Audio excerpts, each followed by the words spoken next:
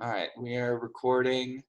I believe this is session 19 of Red Halo Investigations, LLC pending. Who would like to give the recap?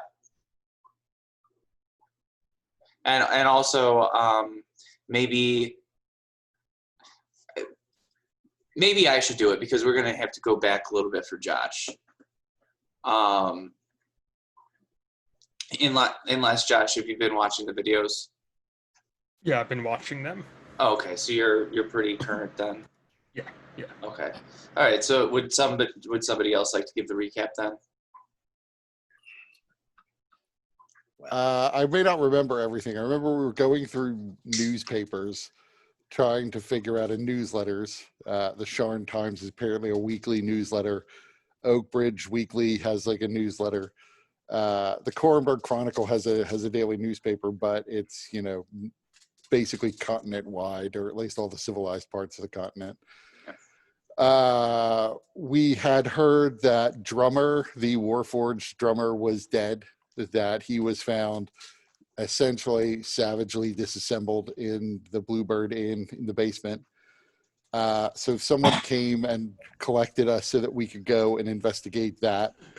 We managed to find there was like a bloody three-fingered handprint on the door, which immediately pointed us potentially to the old war veteran that Sharp was talking to, as he had three fingers on one hand.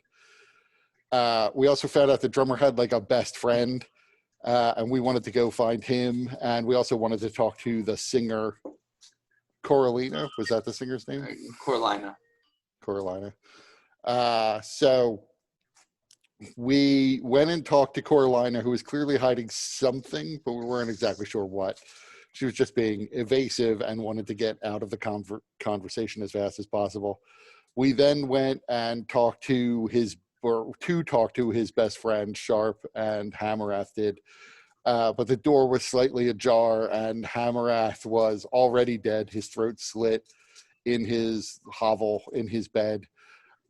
He had begun to stink, and since Drummer had been killed the night before, just probably less than 12 hours, maybe even before we found his body, we suspected that Borgo was dead a while longer than that. We spoke to some of the people in the inn, but didn't really find out too much from those people. Lucian Kriskar, that was the name of the soldier. So we found some papers hidden in Drummer's room relating to his war service. He was like a recon and intelligence droid once upon a time. There was some weapons and like a officer's insignia or rank insignia in a secret compartment. It had been suggested that he was Coralina's property, but we found that wasn't the case, that he was actually just a military unit who was freed at the end of the war. I don't remember what happened after we found Borgo's body dead, though. That was pretty much the end of the night, I think. Yeah, so just as a reminder to some of the clues, so the first death actually occurred on the 9th of Olaroon, and on which was the holiday Crystal Fall, and that was Svan's Clemancer. So a couple of things that you might be important, might be not. He was a human male in his upper 30s, mid 40s. He was, at the time of his death, there was a severe storm pouring. People had described him as seeming troubled, claiming to have been being followed by a ghost. According to him, or according to those that you guys had talked to, this was debunked by the experts, like clerics and everybody, saying there were no ghostly presences after him or around him. At first, it appeared that he had just jumped from the balcony based on where he was Though the wards that normally prevent people from falling, the feather fall wards and stuff that are all over Sharn seem to have failed. He was the wealthy art dealer. You guys found blood splatter on his curtains. Apartment smelled of lavender. It was meticulously clean. Balcony was open, but also his bedroom window was open, which had evidence that it at one time had been picked, though you couldn't tell when. There were also patches of baking flour on the floor.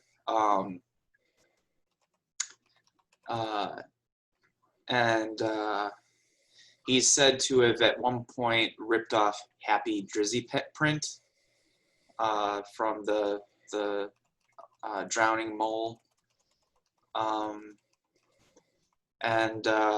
His body was taken to the Church of the Sovereign Host after all of that. Additionally, with regards to Drummer, he was mangled, likely with an axe from the wood box. There was the three-fingered blood print on the door, on the inside of the door, and also his right hand, Drummer's right hand, was missing. In addition to what Kurt said about their papers indicating that he worked in the reconnaissance and scouting as a warforged. And then with regards to Borgo, he had his throat slit, and there seemed to be a patch of skin removed on his chest. There was also baking flour found on the windowsill and the floor besides the window.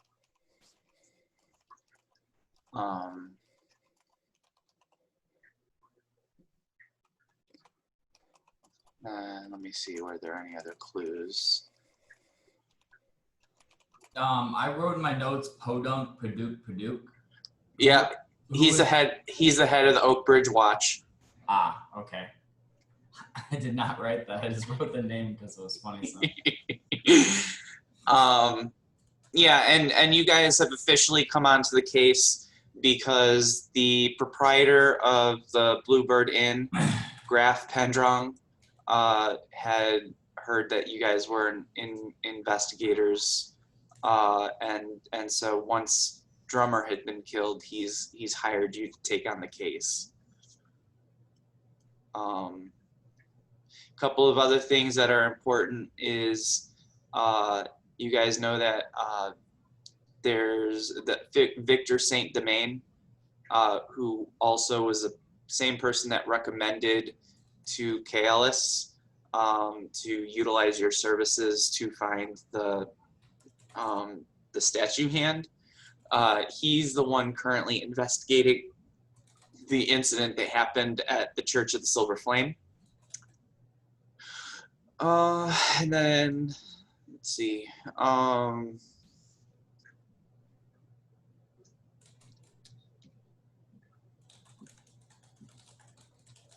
And yeah, those are the main clues that I can remember. Do we have an approximate date for all of the murders? Yes, so Svans was killed on Olarun 9. Drummer's body was found on Olarun 11 in the morning, and Borgo's body was found after that, but appeared to have been dead for a bit longer. Additionally, just as a reminder, Borgo was a good friend of Drummer. He was probably the only person that ever actually visited Drummer outside of his work with Corlina. Borgo is well known by Hammerath because he was the doorman and bouncer of the Drowning Mole.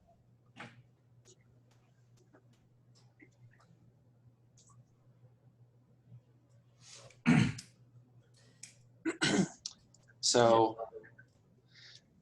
I believe it is still the 11th of Olaroon. It's probably sometime close to the evening. I think you guys are just finishing up investigating Borgo's death, and then let's see what the weather is like today, huh? Stormy earlier, raining at least. So would they have So- already have disposed or burned Svan's body? It's a strong possibility, though it may be not yet. So let's see. Because I'm curious, given that there was a patch of skin taken from Borgo and a missing hand from Drummer, whether or not there was anything missing on Svan's that we just weren't paying attention to because we didn't get a close look at the body. So that's something that you could potentially do. I mean, typically, you know, unless there is a funeral to be had, the turnaround time for this kind of thing is fairly quick. He was a fairly wealthy art dealer, so he may have a funeral. So it may take the Church of the Sovereign Host a bit longer to burn the remains. So because that all depends if he had made arrangements to have some kind of funeral viewing or wake prior to being cremated, which is the only way that you can. In Sharn, that's the only way that they deal with their dead, because it's just too big of a city and there's not enough real estate for something like that. Mm. Did we establish how Borgo and Drummer met? No, not yet.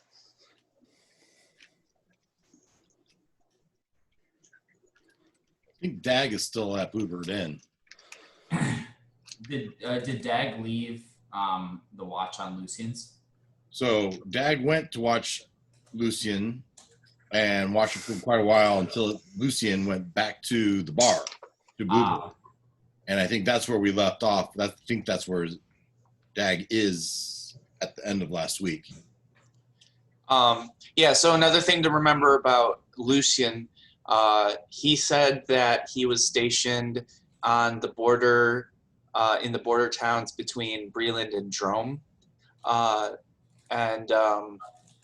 which technically Drome was a part of Breland until the last war, when Drome had established itself as its own sovereign nation, though it's still not recognized by the Treaty of Thronehold, but it's basically the land of monsters. That's where minotaurs, gnolls, Medusa, harpies, all kinds of monstrous creatures call home. So Lucian was stationed between Drome and Breland. So that was a really intensely contested area of land. But when he returned from the last war, after the Treaty of Thronehold had been signed, he said that he was left a little bit of money, which is kind of... He had an interception. Pardon me? Are you watching football while we're playing D&D? No, it's not on.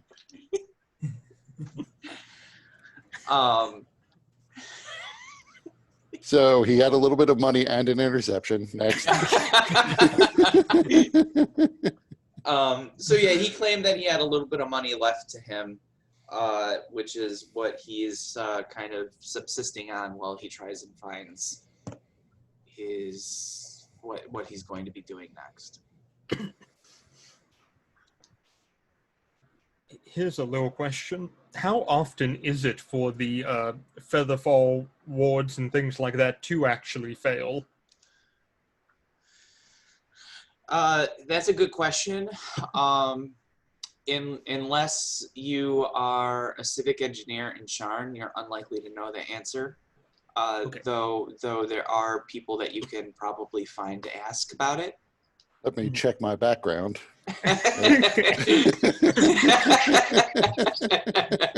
Civil engineer, damn it, I was in the plumbing department, not the air defense shit.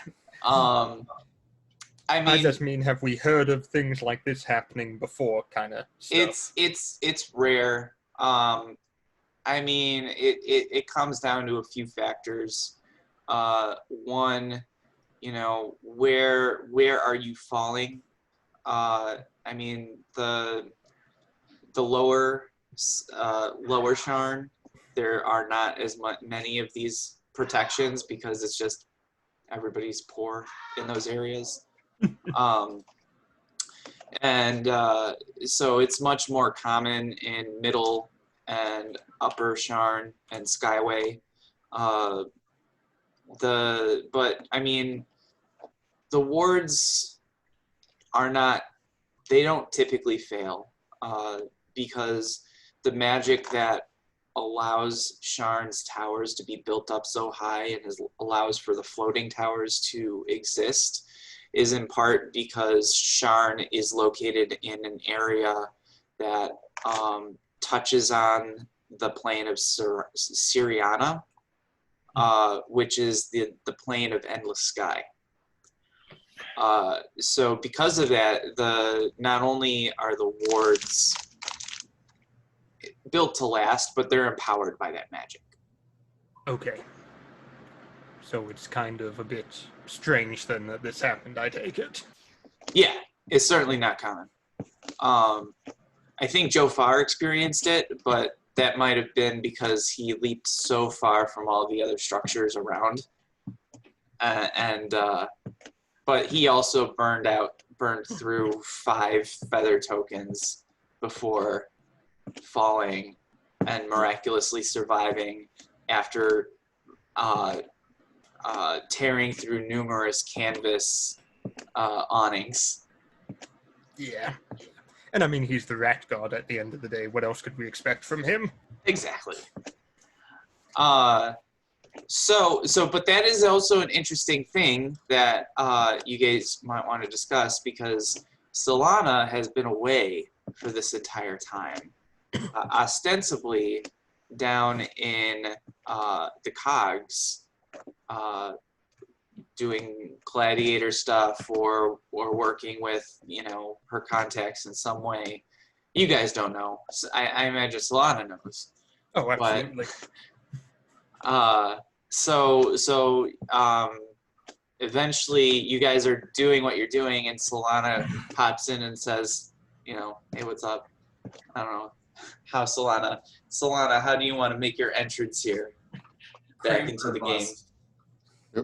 So before you do that, though, are we still at Borgo's? Where are we starting out at? I know that Dag is at the Bluebird Inn.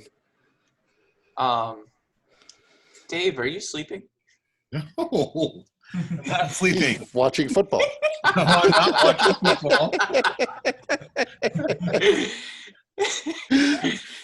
Pick on date night. Nope. Sorry, I saw you just sitting there like this. I'm like, it's too early to be sleeping. No. Sorry, don't mean to call you out like that. It's okay. So that's a good question. So it is closer to, because the morning was spent going through with Drummer, and then I think you guys went to Coralina's, who lives just outside of Oakbridge, to try and talk to her. Mm-hmm. And then that's when you went to Borgo's and you discovered his body. Right. Oh, and Joe Farr was casing Coralina's. Yes. So that's not creepy. So you guys are kind of split up, I guess, at this point. So I don't, at this point, I don't know if people are still at Borgo's or if you guys have decided to reconvene at the Sparkling Alchemist. Well, we had said that we wanted to get out of there. Like, we don't want to get caught in near Borgo's murdered body. Mhm. But like on the way out, I would first ask Hamarath, do you happen to know whether or not Borgo was ever in the war? Would I know that, or should I make a percentile roll? And No, he would have talked about it. Yeah, he was in the war. well, he did mention he was in the war. Do I know what role he was? Like, did he give me stories, or was it just like something he would mutter under his breath about it was a bad time, or? He would mention probably that he had a couple of very close associates that they were all kind of in the same unit. Um,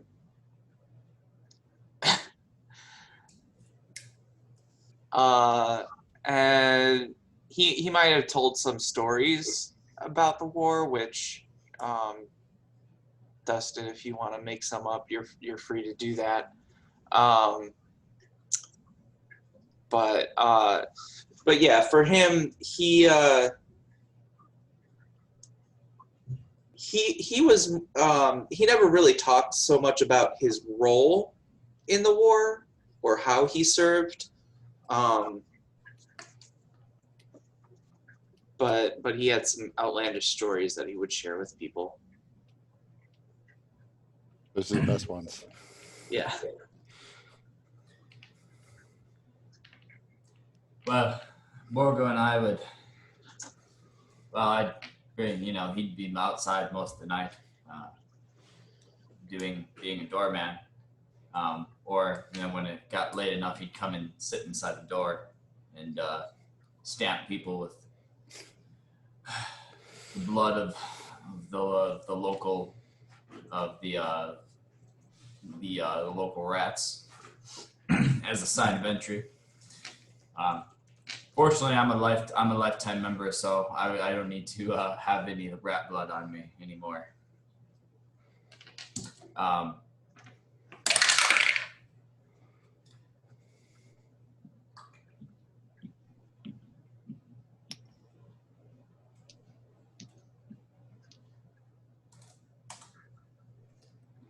Yeah, I got it. As he was tossing you out on your ass, he told you he didn't survive the war to put up with your shit.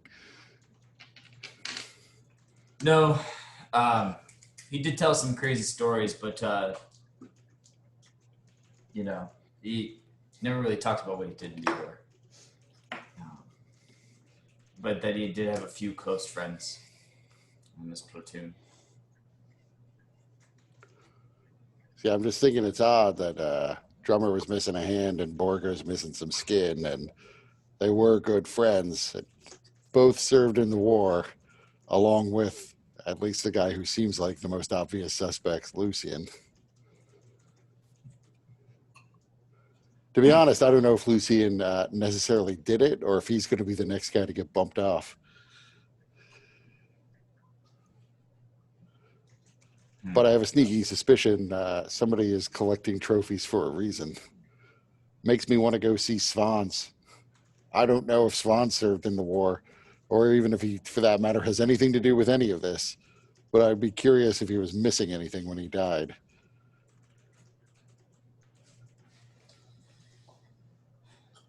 I think that's fair. We didn't.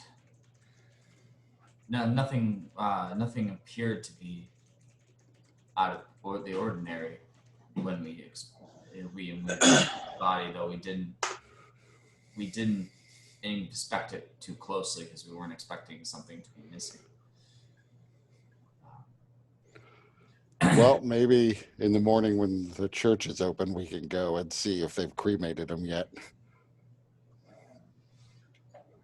Actually, one thing that I do remember that Borgo told me, and it was a little past 1 a.m. just when the drowning mole is reaching its peak excitement. Borgo was probably about 8 liters deep in stone piss, so his senses were not all there, and he just started bawling and drinking into his beer, and then drinking it, and then bawling some more and drinking into it. And he said that his biggest regret was coming home. He believed that he was going to hell for something. But he never mentioned what this thing was. But it was something that happened after the war.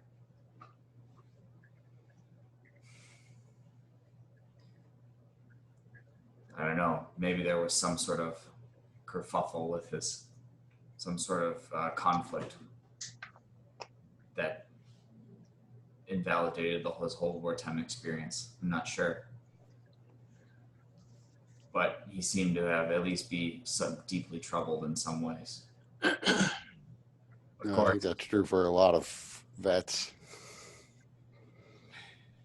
you don't go to the drowning mole if you don't have some sort of deep troubles.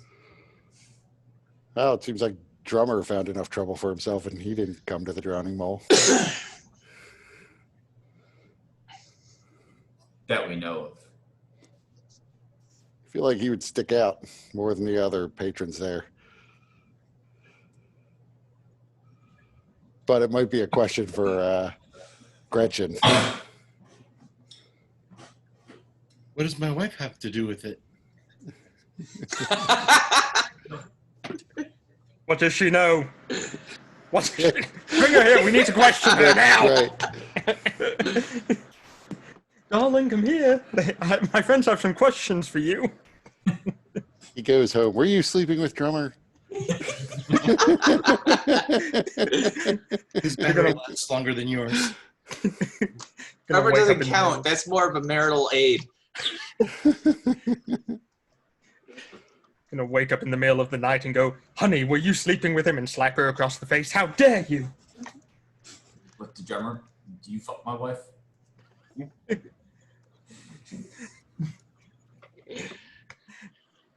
Well, we should get back to the office and see if Joe Farr or Dag have anything to report.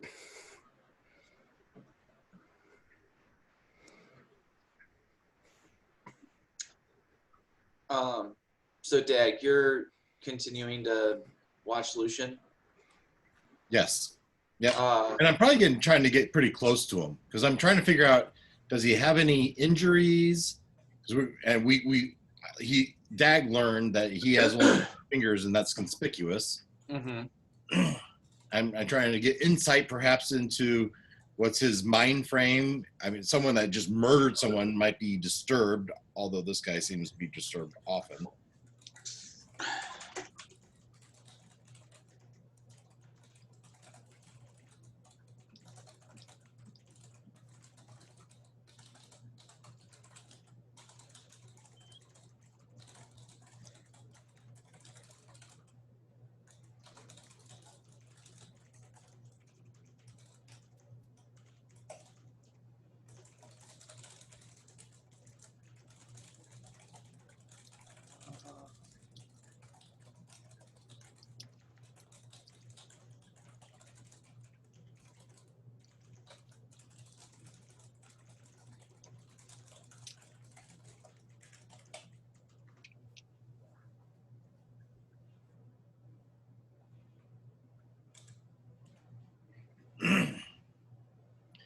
Yeah, so like I said, I'm trying to get close to him.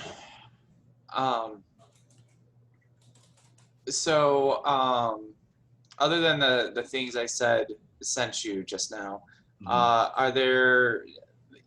I mean, Does he seem injured? Might I recognize the same clothes he wore yesterday? give me an investigation check. Investigation check.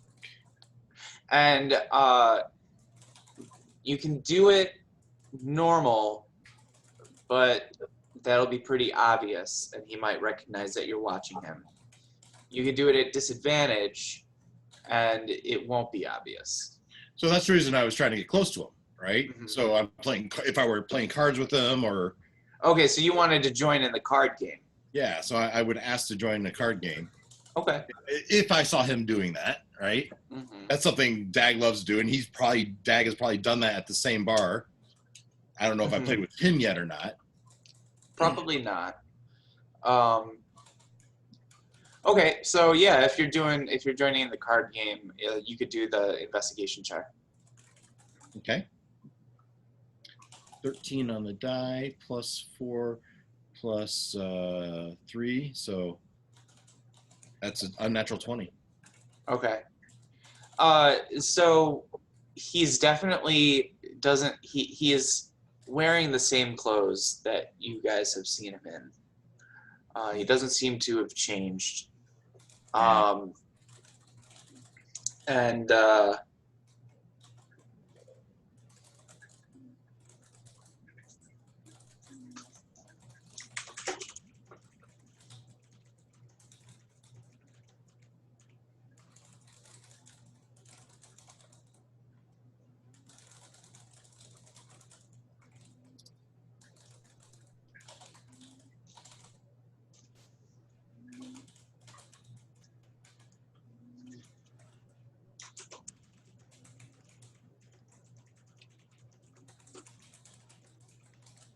Oh, there's a space between the.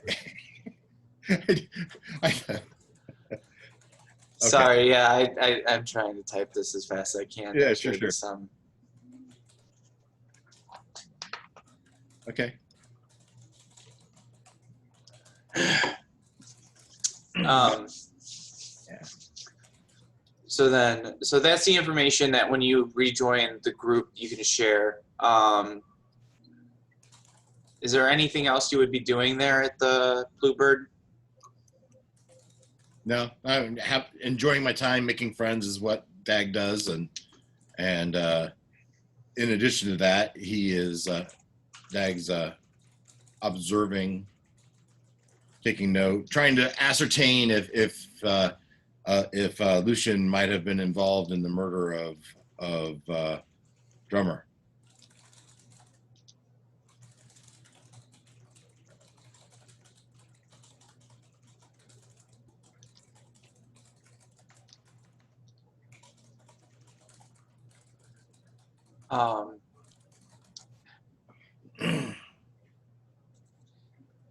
Then Jofar, you are outside of Corlina's apartment, right? Right. Okay. So, how are you watching the apartment? Like, are you just kind of sitting out there, just staring openly, or like, how are you? Is there anything going on? Like, is there some sort of vendor out here, or is there anybody on the streets? Is there any ability to blend in with people milling about? Take out your big camera with the long zoom lens on it. Oh, hold on.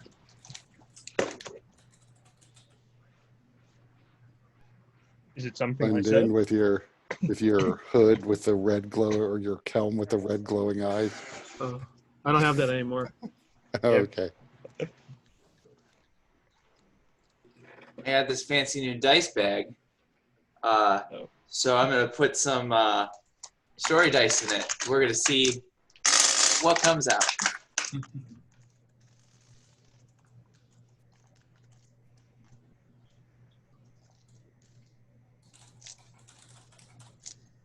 Was the professor in the dining room with the candlestick?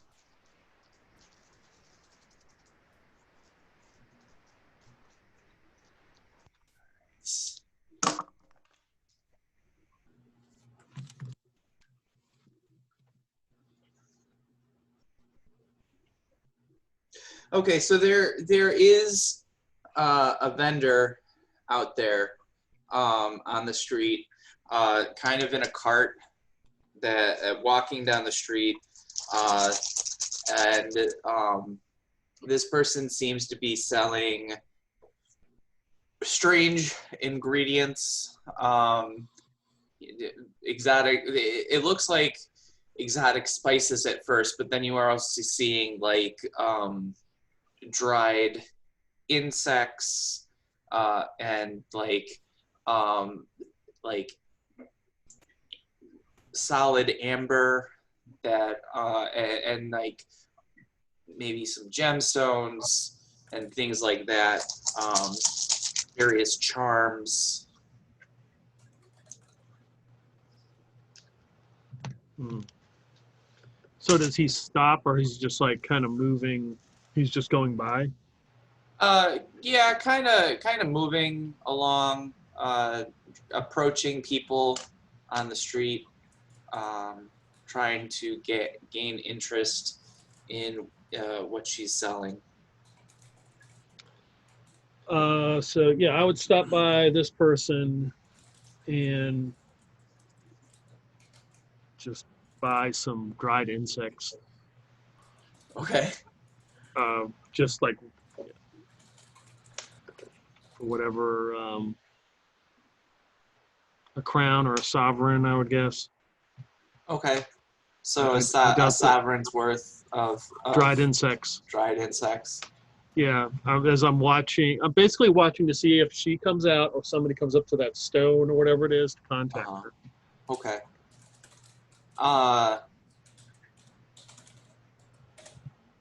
Give me we're gonna do perception. Give me a perception check. That's a $5 dried insect 7. taste like. 7. Yeah. All right. So for a moment, this vendor is really telling you about each of the insects and like what they can do for you and how to use them in various ways to increase your potency, and all kinds of other means of addressing whatever problems that you may have or may not have. But then and you kind of become engrossed in the conversation actually, and you're a little distracted, and then you hear the door close, and you look up and you see that you just missed somebody going into the apartment.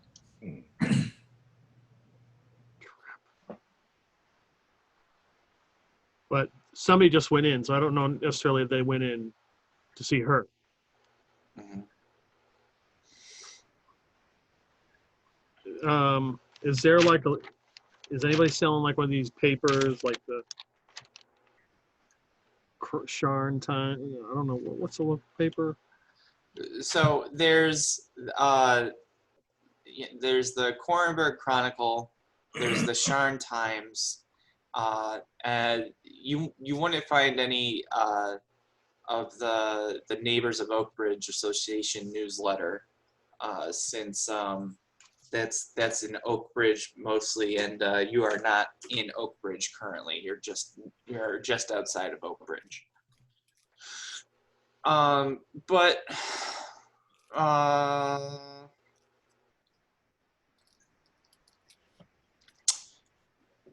there, I mean, probably down the street you might see a House Civis station, or a House Orion post office where you might be able to pick up a copy of one of the papers. I do a quick check of the people passing by. Does anybody have a paper? Give me, just roll a d20. 3. No. Is there any place to sit out here? Most of the streets do have some benches along the streets. So Okay, well, I just go with my dried insects and find a bench and sit down and take out my Kings of Galifar book and just open it up. And it's a lovely, rainy, whatever crappy day it is. oh, actually, though the weather right now it's fairly clear and nice. It was Oh, okay, raining good. yesterday. Okay, good. All right, so that's not worry. So I mean the streets are still damp with some puddles, but I mean tonight's is a rather nice day, or today's a rather nice day. Okay.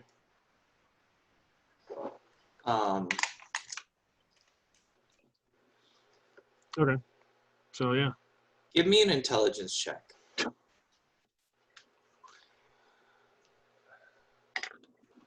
Oh, there we go. 17. Okay. Sending you a message. Kurt has a blink dog. It keeps phasing in and out of. That's exactly what I was thinking.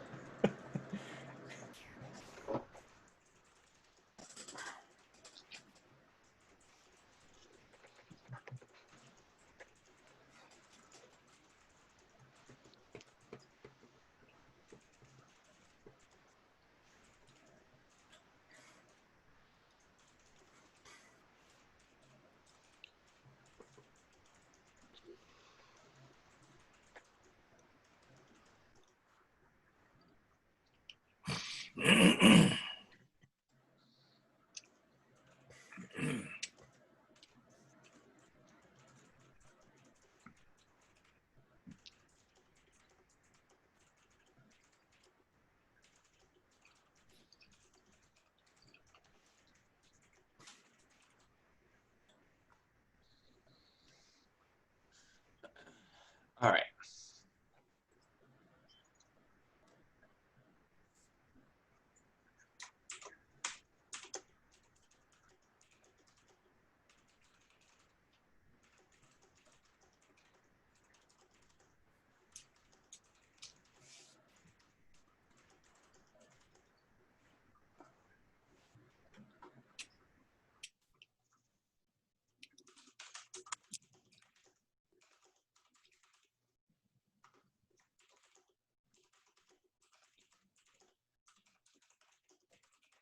Muted. Okay, cool.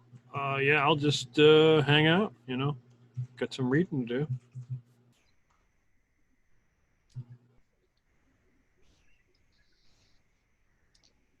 All that makes sense?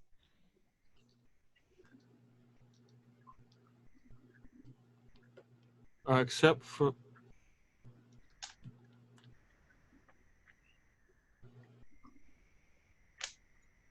Oh, okay, I didn't... Oh, yeah. All right. All right. So the rest of the time, nobody comes in or out, and it starts getting dark. So is there anything else specific you wanted to do, or what time do you think you would start heading back to base?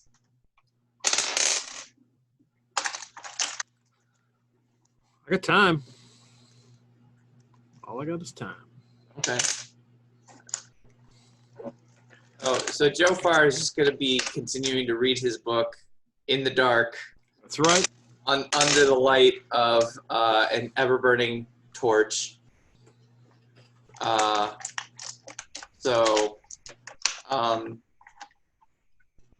Farr, give me a Constitution saving throw.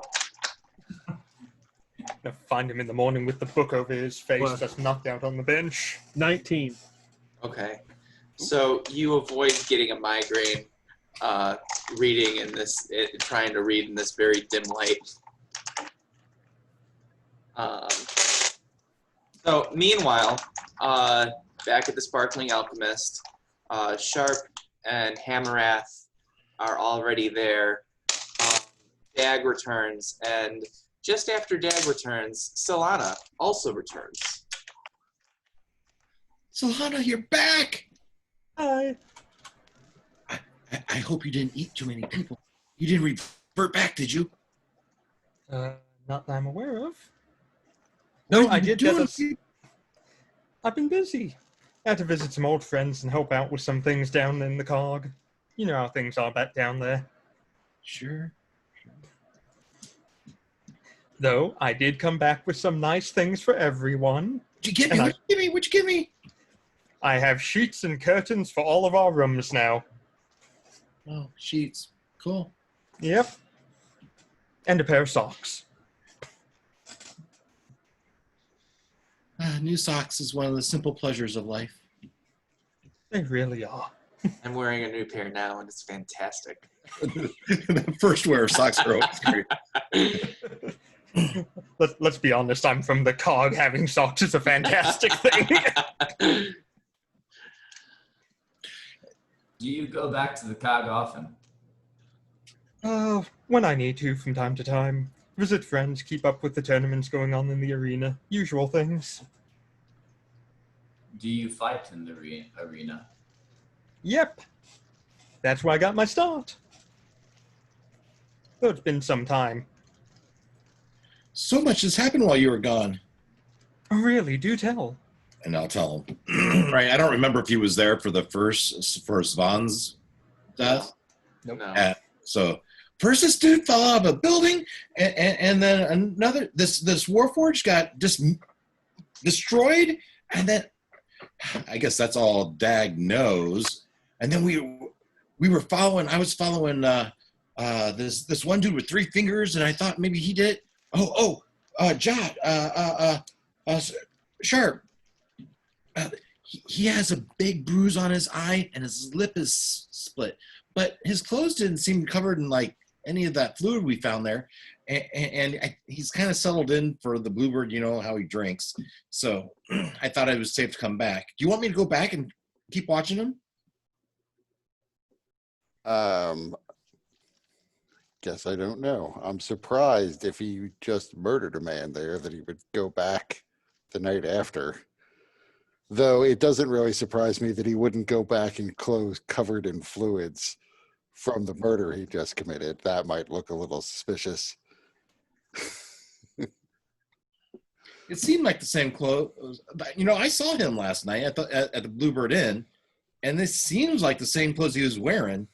But I don't know how many outfits this guy has. Maybe he only has the same jeans and shirt.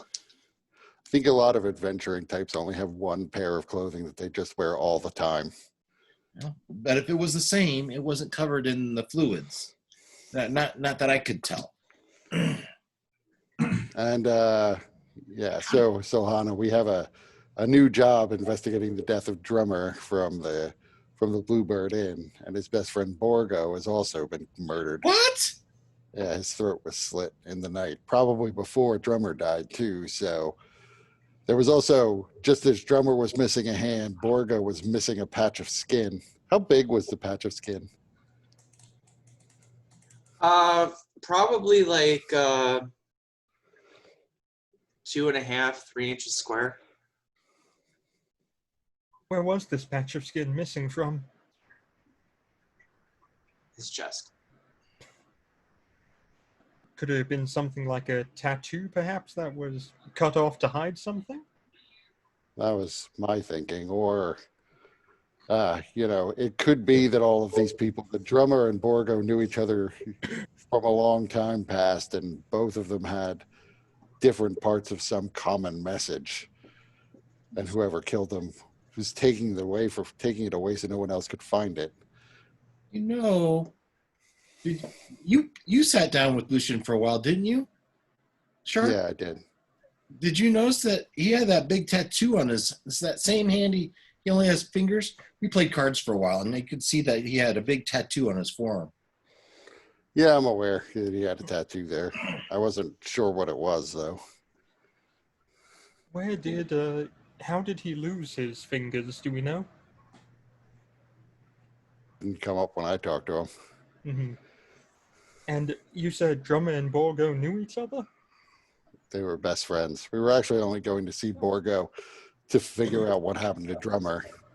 We had no Where did- reason to think anything had happened to Borgo until we got there. Where did the two know each other from? We don't really know. Mm-hmm.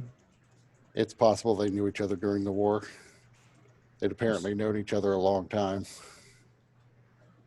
Has Hammereth ever seen Borgo's chest? Like, does he wear open chested vests, or does he like, has it been like hot out and he's like taking his shirt off? Actually, give me a history check.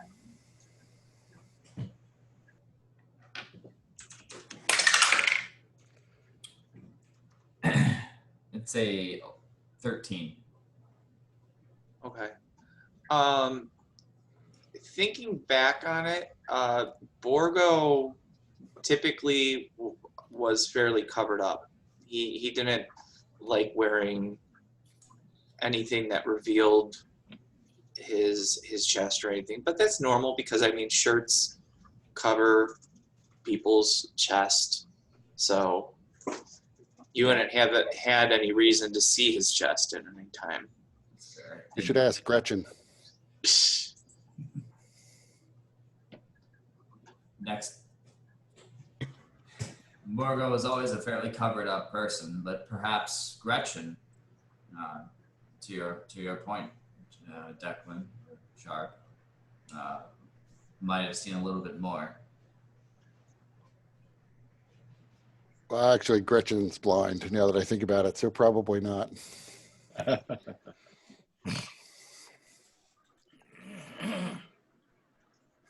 That is actually an interesting question, though. You said that he served in the war? Yes. Yes. You haven't told me yet. Could be a military tattoo, then, in that case. Hey Maybe guys, I have to use the bathroom real quick. I'll be right back. All right. Think he needs help? Very well could be a military tattoo. That makes a lot of sense. Perhaps they were part of some unit that did something during the war which was supposed to be kept a secret, and now someone's cleaning up the mess left behind. Were there A any war other? forged. Were there any other similarities between these deaths? In Borgo's room, there was white powder on the windowsill and around the floor, similar to Spawn's. Cocaine smuggling ring. Hey, It's flour. It was Oh. tested. Korga hated Borgo. That mean old guy from the bakery.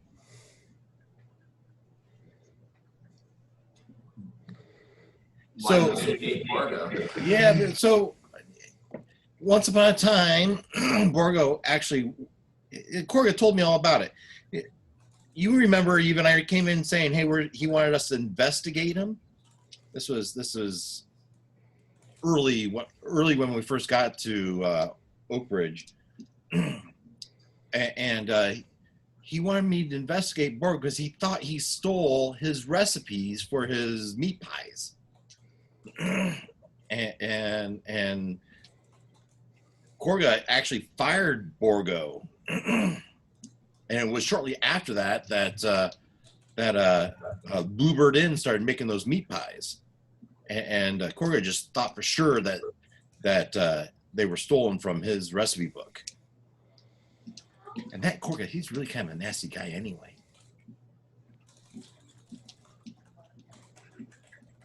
That could explain the flower that we saw, that was seen there. And that would explain perhaps Can you close the Borgo. window before you come to bed? What? Can you close the window before you come to bed? Yeah. Thank you. But it leaves something to be desired for understanding how Spawns or Drummer fit into this.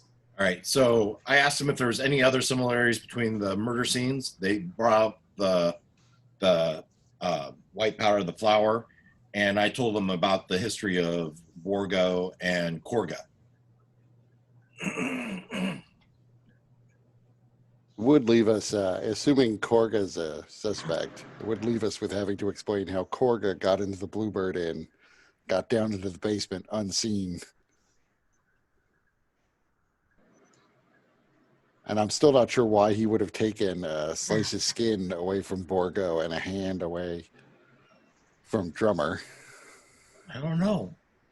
Have I noticed any tattoos on Korga? No. Not, at least not that I've seen. And I don't know if he would roll up his sleeves to work on the dough and stuff. That seems like something that could happen. No, his arms are clean. You've gotten a good look at his arms. He doesn't have any tattoos, at least not on his arms. Exactly.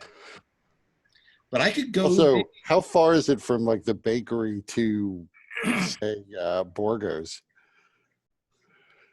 I'd say not. Well, It's probably a couple blocks. not very far at all. This whole Oak Bridge isn't very far. Yeah, Oak Bridge is probably 30 minutes to walk from one end to the other. And there's probably as much vertical as there is horizontal. Mm-hmm.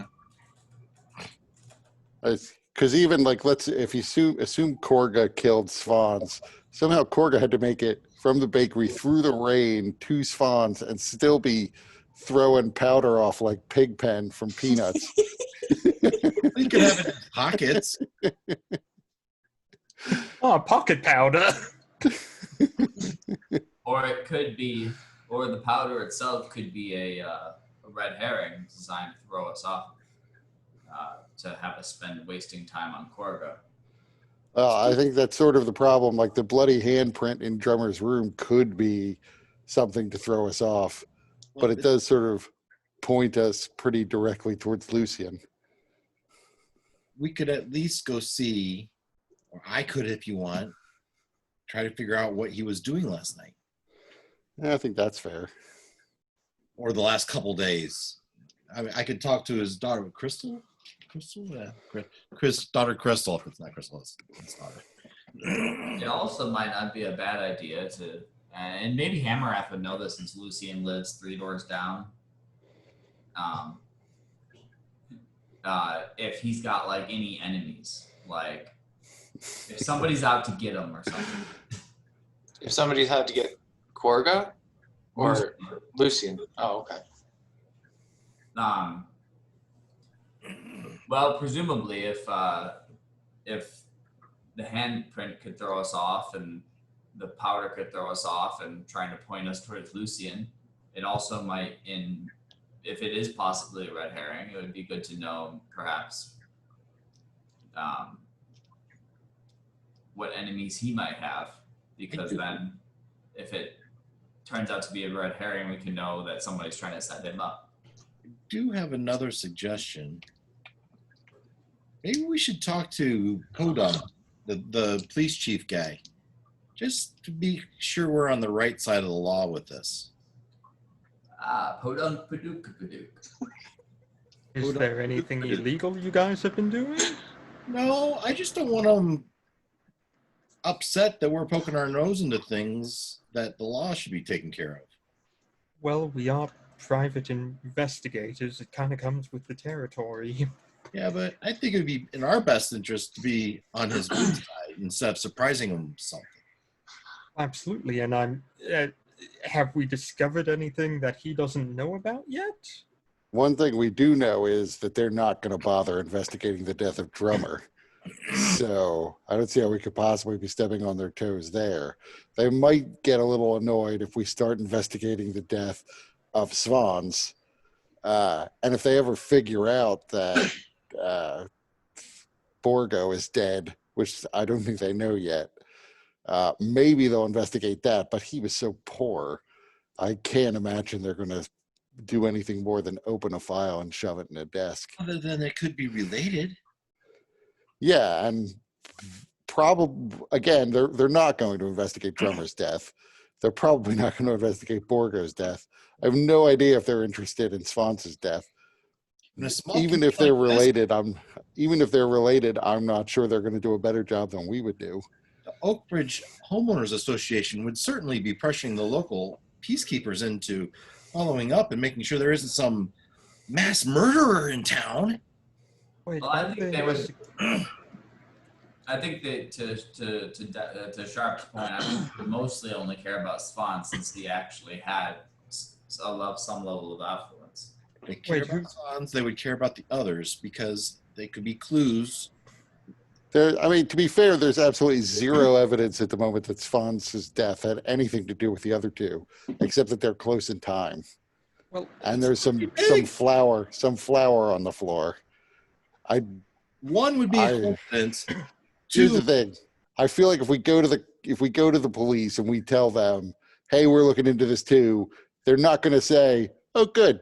They're going to tell us to get lost just for the hell of it, because the last thing they want us to do is to find things that they didn't themselves find, because then they look bad. wait, who is Svan and what exactly happened to him? He was an art dealer who lived here in this district. A couple Okay. days ago, in the middle of a very heavy rainstorm, he took a header out his window. Dag and Hamarath went over and investigated, went up into his apartment and saw that there was some flour on the floor. The window was open and there was blood on the curtains. It seemed pretty clear that he didn't kill himself given the blood. So somebody probably pushed him out that window or killed him and then tossed the body out the window. But there was no sign of anybody in there by the time they got there. Okay. And how And far again, did the if he body had, I don't remember. Several floors is all I remember. Yeah. So the interesting thing about that was he fell, but the wards on the buildings, like the feather fall wards, didn't catch him. So that was kind of the crux as to why the death was strange. Because normally, if he fell out of his building, like he would have not died, or at Do we least know? Do we know if the wards were turned off somehow by like an anti-magic field or something, or were they still functioning when you were there? we don't know that. We don't you can't really turn off the wards, at least not in any way that I know of or have heard of before. I wouldn't be sure either, but something caused the wards not to take effect. So would the wards go off if you threw a dead body out? That's I a good assume question. not. I assume it's an object at that point, not a creature. Yeah, so that's a good question.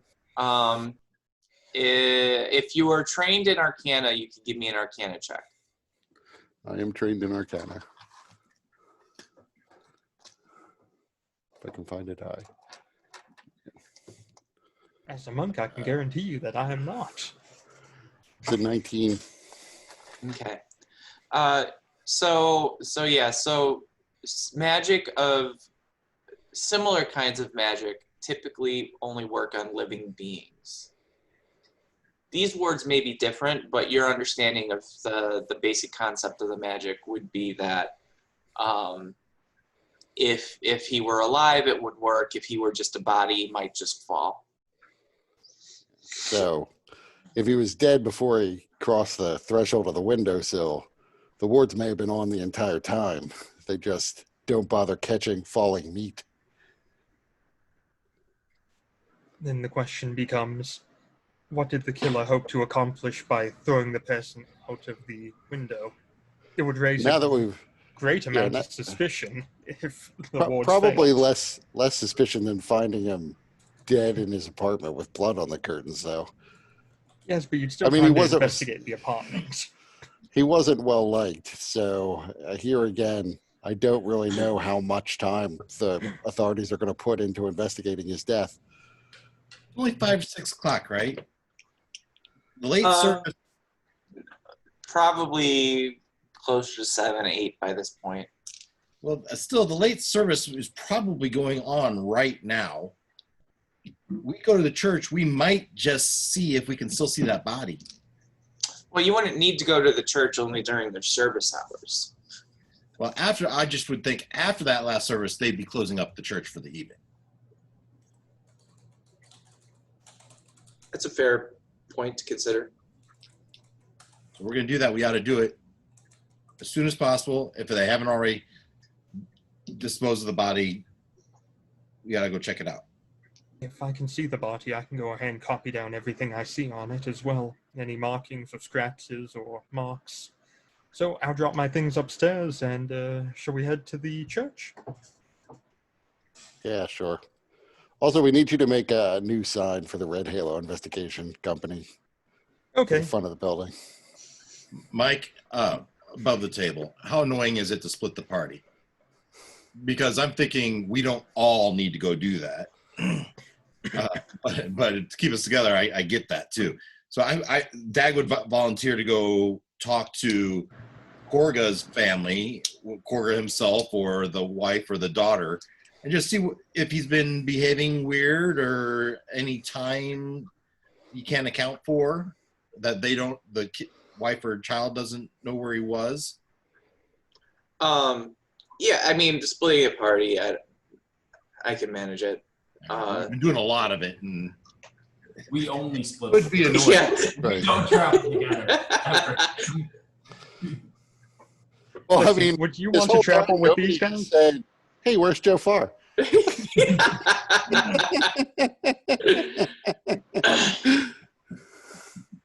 And then we could have Joe go talk to the police. He's good with the police. His personality is just like that. Podunk. Baduk, baduk, baduk.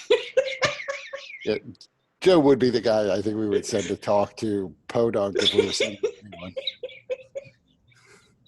I don't Where know is why Joe? that name just makes me so. Oh man. Oh no, Padook, Padook. What do you think, Jeff? Sharp? He's Mhm. not here. You're the boss. I think we should send Joe Farr to talk to the police chief. I don't think we should ask for permission to do our jobs, though. I'm sure Joe has all sorts of tact. He'll be able to smooth it over just fine. Right. I don't think Joe should ask, are we allowed to investigate this or is it going to create a problem for you? But maybe he can get some information out of him as a professional courtesy, as a former city watchman himself. All right. I'll go talk. Joe, go do that. Come on, everybody. Let's get. No, at that point, I would probably notice that Joe's not around and realize we'll have to wait until he gets back. Maybe he's found something. You know, he's always so quiet. I didn't notice he wasn't here. Dude, We look in like every dark corner just to see if And he's hiding, We know judging us. he went to Carolina, Yeah, Coraline. Corlina's, right? So we know where he's at, but Corlina's not in Oakbridge. She's somewhere else. Just outside Oakbridge, basically.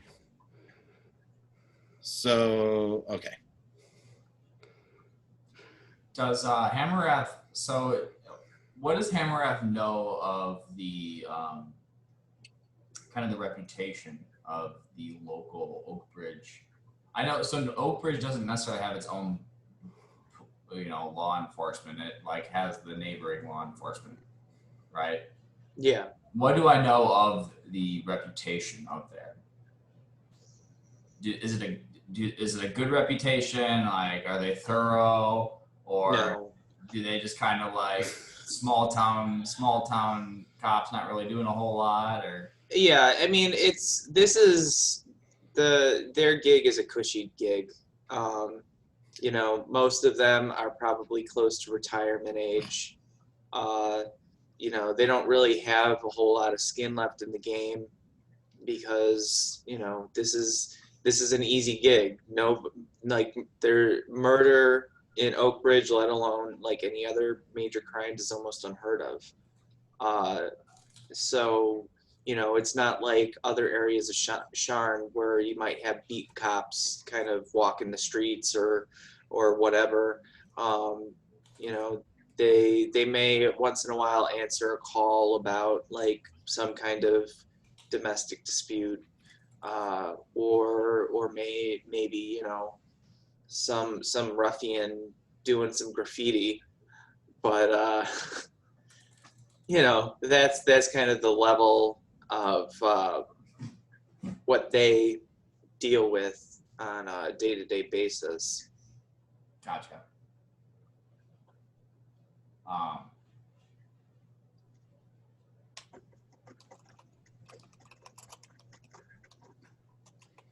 I would just okay. Well, if Joe if Joe Farr is not around, who's been unofficially nominated to go talk with Podup, then I'll wait till it comes back. Maybe give him a few pointers about how to deal with them.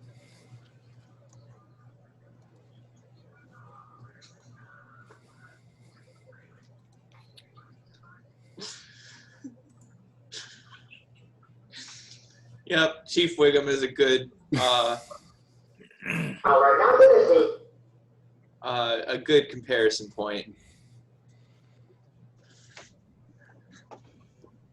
So we'll have to tell Joe that when he gets back after he fills us in on whatever he found. Which I say, not realizing it's probably like the, you know, the fourth dynasty of the House of Galifar is all he really learned about. And that certain combination of bugs can really help you perform better in the bedroom.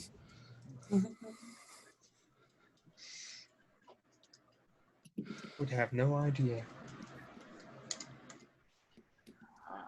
So I certainly am not going to the bakery. So I think that's being left to Dag. You're the only one with a relationship with him. The guy doesn't seem to like the rest of us or anyone else in any event. See if you can get a look at his chest. I could. Yeah, come on, just come up with an excuse. It's getting hot in here. Bit warm. Nice rack you got over there, by the way. I love what you're doing. Those are some great lows on that rack, by the way. Hamrath could go with Dag, because Hamrath, I don't think I've interacted with the bakery yet. All right, so Solana and Sharp will go to the church then. Sounds good to me. All right. So we'll start with Solana and Sharp going to the church. So you guys go to the Church of the Sovereign Host.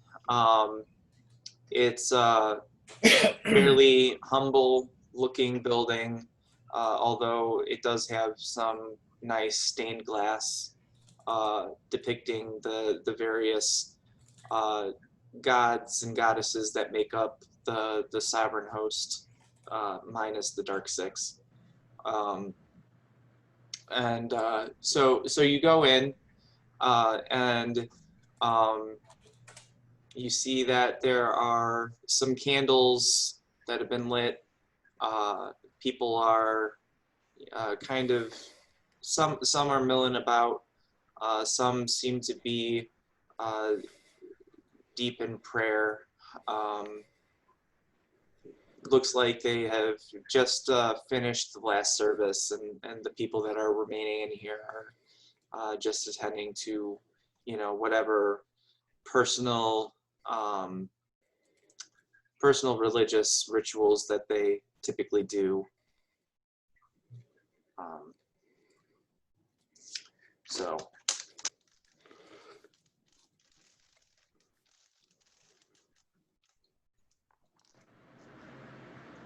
when you get there, what is it that you do, or what is it that you're looking for? I'm going to look for some sort of acolyte or priest. I don't know what the Sovereign Host actually uses. Pastors, deacons, something. Acolyte is a good term. So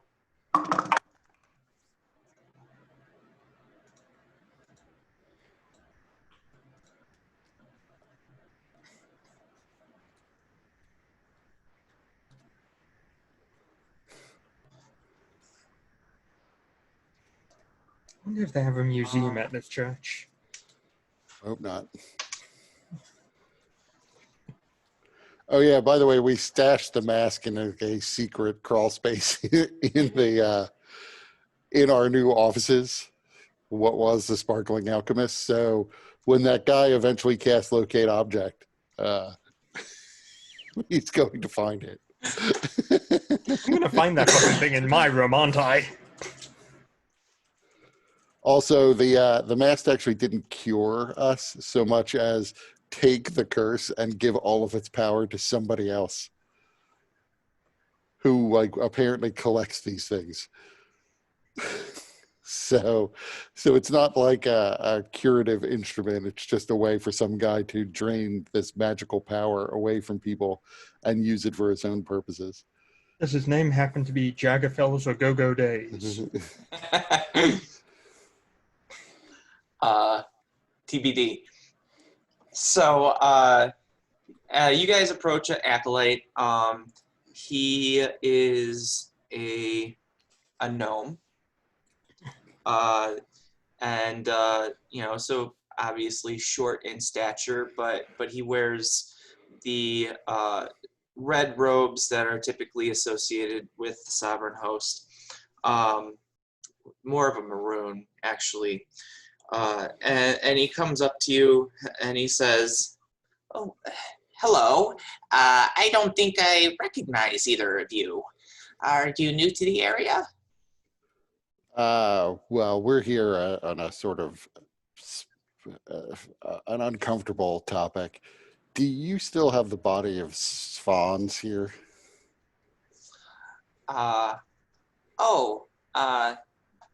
Svan's Clemancer. Yes, his body is still being prepared for the cremation. And I'm sorry. Who are you? Are you a relation of some sort? I'm Darkin Clemancer. I'm a distant cousin of his. He doesn't have a lot of close friends in the city, and I was only just recently notified that he apparently died. Possibly that he killed himself. I actually don't have many of the details, and I really haven't had time to talk to anybody to confirm anything. I'm not even honestly sure it's him. It's all really a shock to me. Okay. Give me a persuasion check with advantage. First of all, I always have advantage. Oh. Okay. And it could be either persuasion or deception because it's the same for both. Oh yeah, deception. Well, in that case, natural 20 on the second roll. Never mind then. I was gonna say add a D4 then, but you got it covered. Add a D4 anyway, just to be sure. So he says, "Oh well, then I'm sorry for your loss. I am acolyte Ponte Riddleswift. So my deepest condolences. I can certainly show you to Svans in just come with me." What was his name? Ponte Riddleswift. Okay. So that you guys get a glimpse at some of the story dice.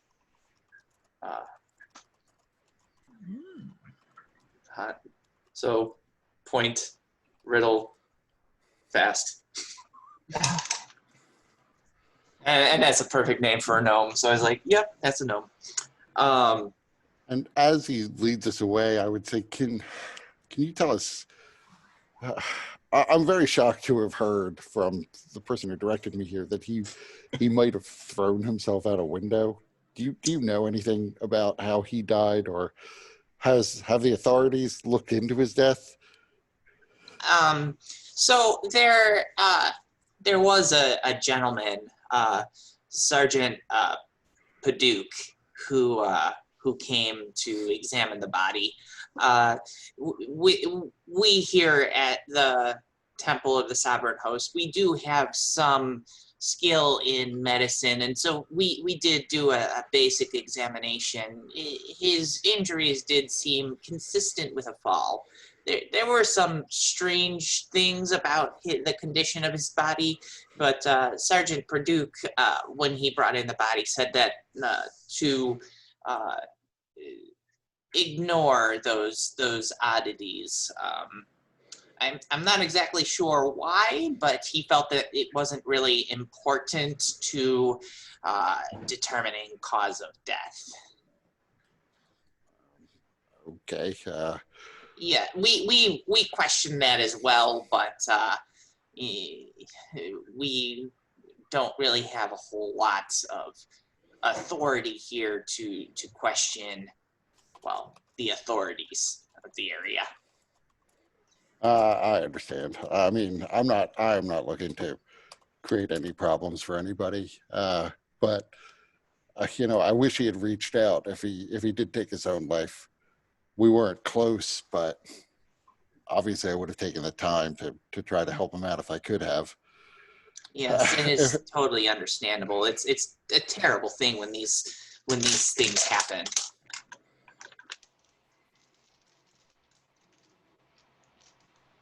So what were the oddities that you were told to overlook? I mean, I'm going to see them anyway, I assume. Yeah, I can certainly point them out to you.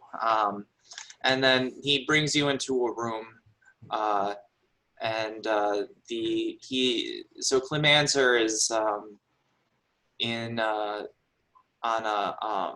stone altar.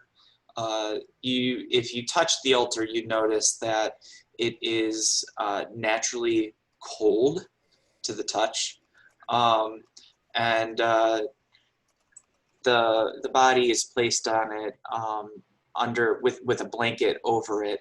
They seem to be still in the and there are some clothes that have been folded placed next to it, so it looks like they are getting the body ready for the final rites and cremation and everything. Ponte, he gets on a stool that he pulls up to the altar, and then he pulls back the blanket, and he says, the first thing that was certainly an odd thing to notice was this wound right here in his neck. It seems that he was some kind of sharp object had slashed his neck.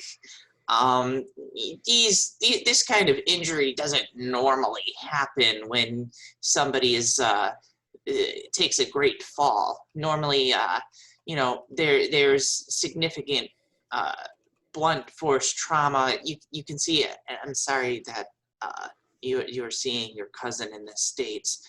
Unfortunately, despite our best efforts, there's little that we can do to reconstruct his head, which you guys notice is pretty pulpy, and it's misshapen. So does it look like it was like a slash or something was stabbed in this wound he's talking about? So it looks like actually it does look more like a puncture. So he goes on. So yeah, that was one thing that was a bit odd. But then he kind of begins pulling the body over a little bit to reveal just the shoulder blade, and there you see that there's a patch of skin that has been removed. This was the other thing that made us question what had caused his death, because had he had that injury prior to jumping from the balcony, there would have been some kind of healing, some scab or scarring.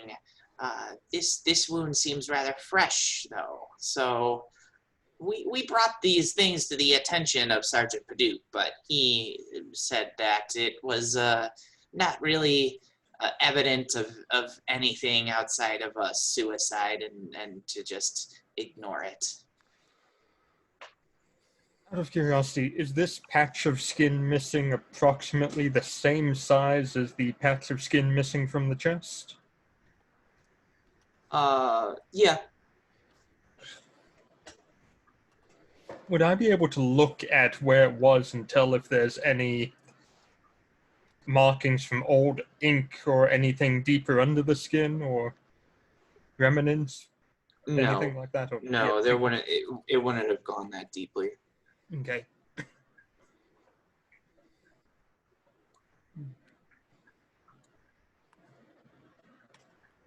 So what is, I assume his body is scheduled to be cremated. When is that going to happen? Tomorrow morning.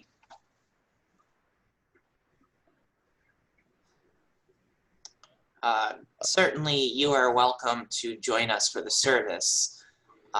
We will be saying the final rites, and then he will be ceremonially placed upon the pyre.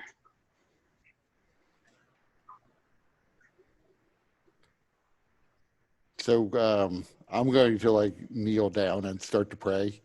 This is actually, unlike the Silver Flame, this is actually my religion, so I'm a little more confident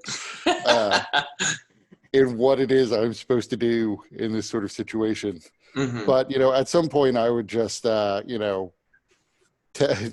Solana doesn't like follow my lead and do the same, I would just tell her, say a prayer for the guy. Mhm. And then I would ask the acolyte, can we have a few minutes, please? Oh, sure. Take as much time as you need.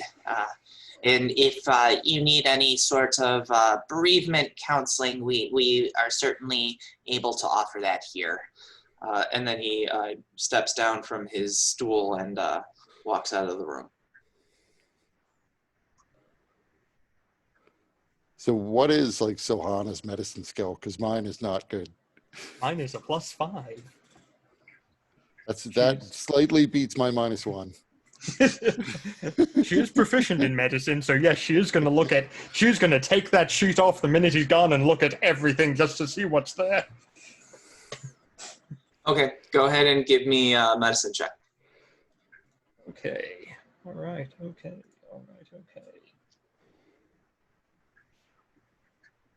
That is 21. Okay. 5 plus 16. So, you looking over the body, it's very clear that the skull and face have several fractures. There's been significant blood loss. There are several wounds that are consistent with a large fall, skin abrasions, and such. Additionally, you see that the neck is broken and several other bones are broken ribs, probably some, you would guess that there's also some breaks in the vertebrae and the limbs. Looking at the puncture wound in the neck, if you have something long, you can kind of use it as a probe to gather an idea of how deeply that wound goes. It goes in a good 6 inches into the neck.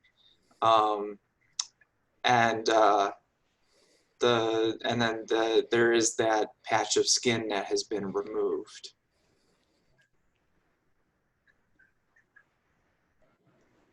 Out of curiosity, well, actually, I should say, Sharp, do we know if he served in the military at any time? We have no idea, but I think it's a pretty good bet at this point.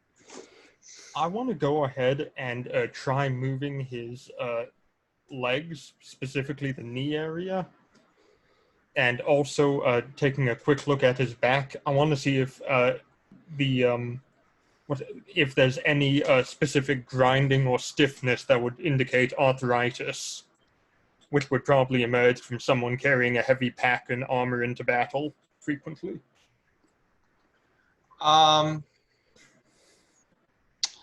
So you don't see, well, I mean, you might feel some grinding and stuff in there, but it's hard to differentiate whether that's from the fall or whether that's from you know, Hard the labor. kind of wear and tear. Yeah.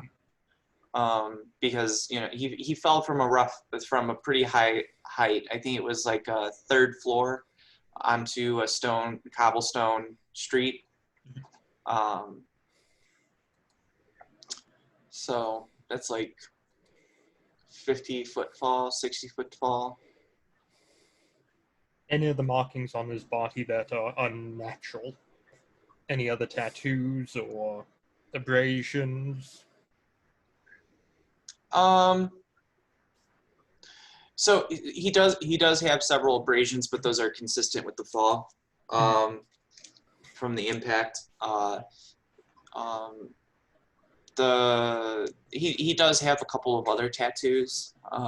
He has one that looks to be some kind of dragon, and then another one that is like a couple of swords crossed, and one of the swords, the hilt has a pommel that looks like an eye, kind of like a dragon's eye, maybe.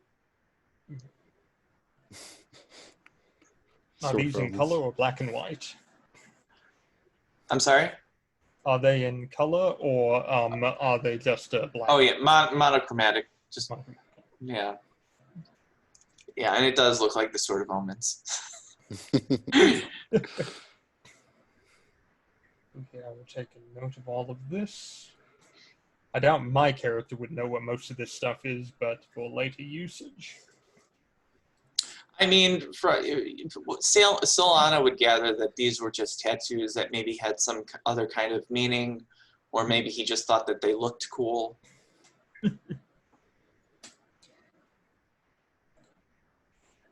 Do these tattoos have any kind of meaning that I would be aware of? No, I mean, dragons have lots of places within society. Not only are dragons known to exist, but typically are in the far off land of Arganessen. They don't typically interact with people in Corvair, at least not directly too often. But then there is the creation story that lots of people have been taught in terms of the primordial dragons, Everon, Sybaris, and Kyber, kind of fighting and joining together to create the world. Okay, so these are just more of edgy tattoos and not so much with him being part of the, Knights Templar or something like that. Right, there's no real symbolism that Solana would be aware of that might have any kind of meaningful understanding of why he had these tattoos. He also was an art dealer, so it may be that those are images that he came across in some of the art dealings that he had, and he liked them and maybe decided to put them on his body. He was killed because he infringed other people's copyright claims. It's the only explanation I can find out right now.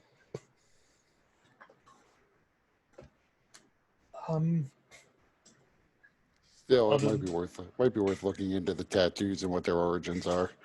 I haven't seen anything similar to them anywhere else, but they might lead to something. Herlo Thrumbo thinks there's an Illuminati that controls the entire world. Maybe he's right. Maybe it's the it's the crossed-eyed hilt. My God. The Illuminati has an eye. The hilt of the sword has an eye. Coincidence? I think not.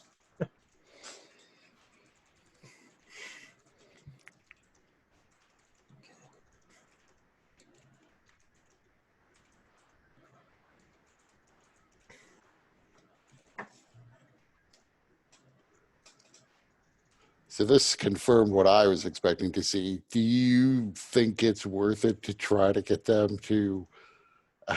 I I feel almost exhausted suggesting it, but I don't really see what we're going to get from them delaying the last rites for this guy and sending him on his way to the next world. We have, No. if we need the testimony of somebody who's seen the wounds, the gnome will be around. The gnome can testify that Podunk told him to not pay any mind to the obvious stab wound in the neck. Mike, Yes. how thick is the stab wound? Was it done by like a stiletto?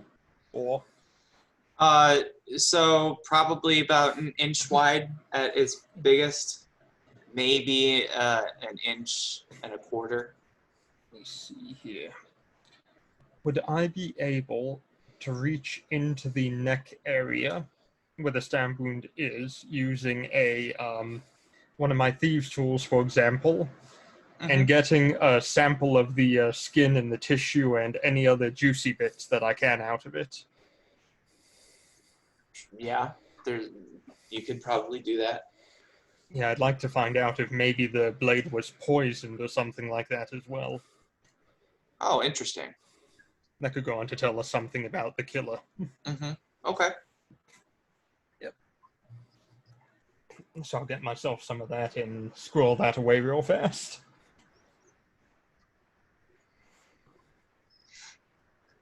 Then we can cover up the body and leave. Yep.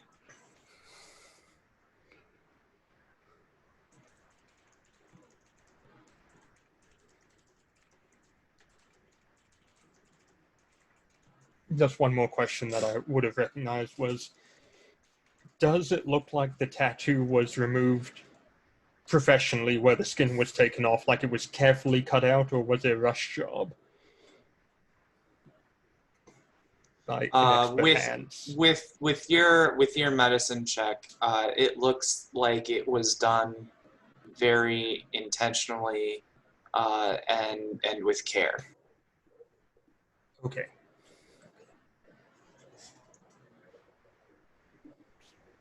I'm not going to tell Sharp any of this right now when we're in the middle of the fucking church. I'll wait till we get back.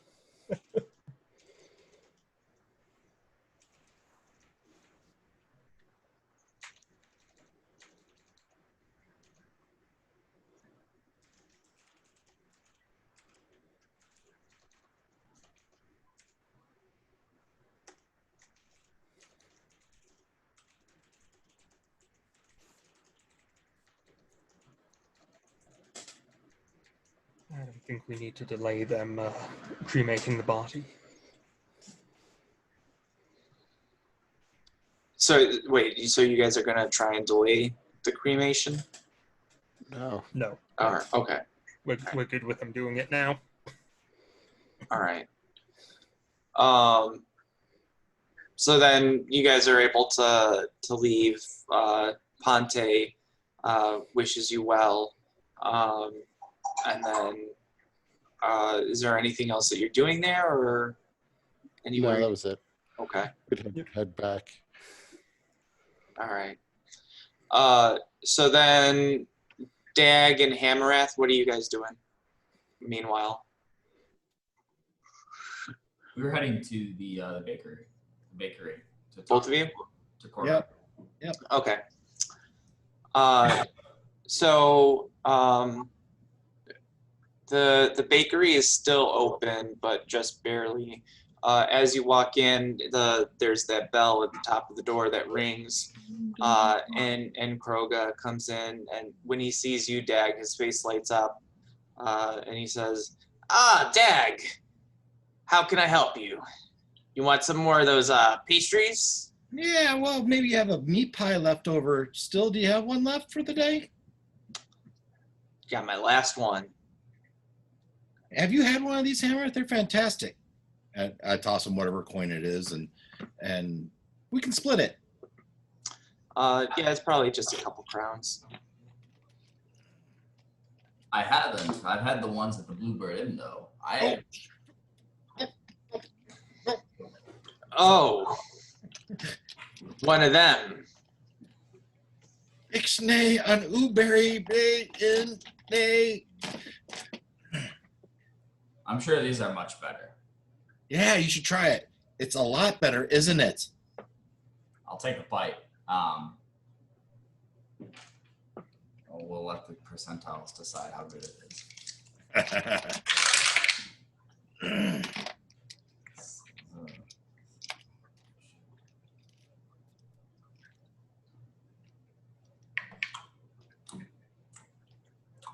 You know, it's not bad. So he really gives you the stink eye, Hammerath, but then he turns to Dag and he says, well, anything else I can do for you? I'm closing up pretty soon. Oh, I bet you are. You must have a long day. What time do you have to get up in the morning? Pretty early. Usually get up around 4:30, 5 o'clock. So you must have to go to. You got to be getting really tired by the end of your day. You bakers work really hard. Yeah, but you know, gotta make a living. Yeah. Well, I don't need to keep you up. Be careful, I guess. There's just a lot of weird stuff going on in town. Oh, Yeah, we heard that that Warforged over at the Blueberry Inn was killed, destroyed, whatever words you use for that. And that Spawns guy, he just died. It's just really weird. Spawns was a loon. Thinking ghosts were following him around. Did you know him? No, not personally. I saw him around. He came in for a pie every once in a while. Hey, have you always been a baker? Most of my life. That was my trade. Yeah, how'd you get into it? You know, I just my mom was a baker, and you know, she taught me some of the recipes, and I just seemed to take it. Just kind of became an interest of mine. So I kind of pursued the profession and was able to come into enough coin to open my own shop. So Thanks to House Kundaruk, they gave me a line of credit. did you have to serve in the military? I know a lot of people have to serve in the military. No, thankfully, my birthday never came up for the conscription, and I wasn't going to enlist. So You're I lucky. lost my parents in the Great War. sorry to hear that, Dag. Yeah. The war has affected everybody. I have some family and some friends that have been, well, some of them didn't come back, others weren't the same. How about you, Hammerth? Did you have to? I don't know Hammerth's age. Did you have to spend any time in the military? Spent too much time in the military. Yeah. I don't miss it. So when I brought up Drummer's death, and I'd like maybe do an insight check on his reaction to that. Like, was he really surprised, or did he already know about it? Surprised by what? When I brought up Drummer's death, that he was destroyed. Yeah, you could do an insight check.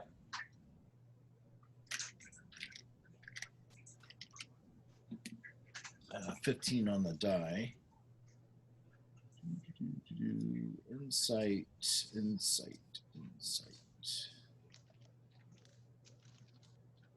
we go. It's 4, so 19. I wouldn't say surprise is necessarily the word. More indifference. There was no real emotional reaction to me saying that. No. As if he were if he was so motivated to destroy him, he might let some clue go as to, and I don't sense that.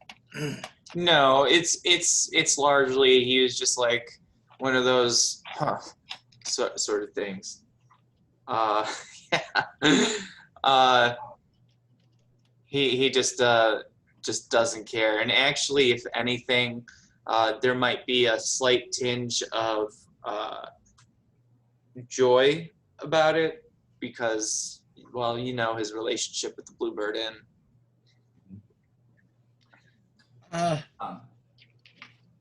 Do you happen to does anybody do you sell raw goods such as flour, or do you only sell baked goods? No, if you want the raw stuff, if you want the ingredients, just go to the general store down the street. I'm more about the final product. Gotcha. Hey, I got this little horse thing. I thought Crystal might like to take a look at it. Is she still up? Is she around? Sure. Hey, Crystal, come out here. Hey, and we'll just go outside so we don't have to you can clean up in here.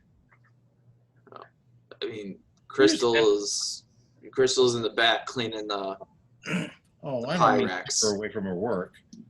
I can come back tomorrow. It's no big deal. Crystal! And she kind of meekly comes out. Yeah, Pa? Dad has something for you. And we'll just go to the other side of the little shop, right? And so I assume that Corgo might go about his business cleaning up, maybe chat for a little while. And so then I'll just ask her, and I'll show her this little horse. Indeed, I pocketed a while back and show it to her and talk about it. Have you ever seen anything? Isn't this the coolest little thing? And then I say, hey, I bet your dad has to go to bed early. We all kind of go to bed by 9. By 9 o'clock? Yeah. He probably never goes out, does he? No, he pretty much just stays in the shop and bakes. You know, Yeah. we have that one day off a week. Oh yeah, what day do you get off? What do you like to do on your day off? Well, normally we have Sol off. That's when the shop is closed. That's a Sunday, right? Yeah. No. But that date doesn't necessarily align in my head with anything that's gone on. And The last Sol was the 8th of Olnarum, the day before Spons's death. but certainly they would have been tied up for the other two. Even if it might have lined up with Svon's, it wouldn't line up for Drummer and the other one, and Borgo. Borgo, yeah. Yeah, so we'll just chat, and she might react to that. You want to hold on to play this for a while? That'd be fine. Oh, okay. She doesn't really look interested in it, but she kind of takes it because she's used to following directions given to her. I thought you might like it. Anyway. Well, I think that's enough for me. No, this is my friend Hammereth. Have you ever met Crystal?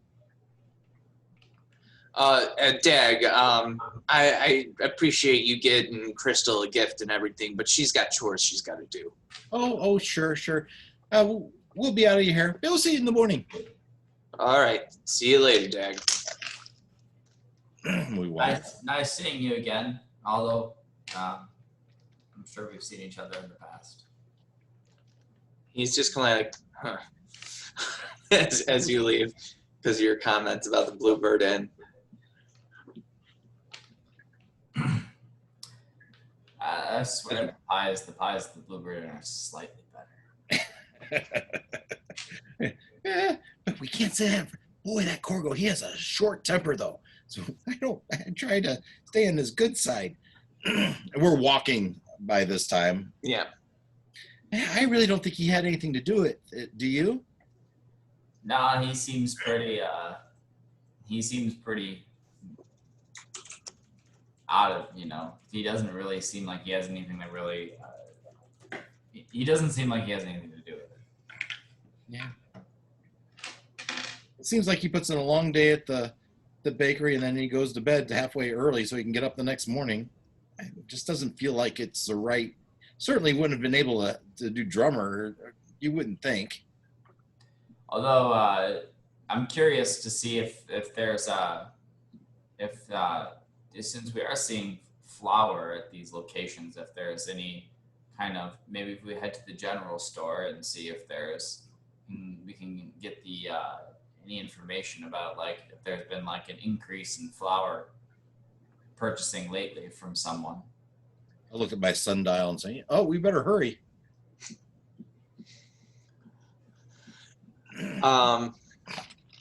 Yeah, by now general store is closed.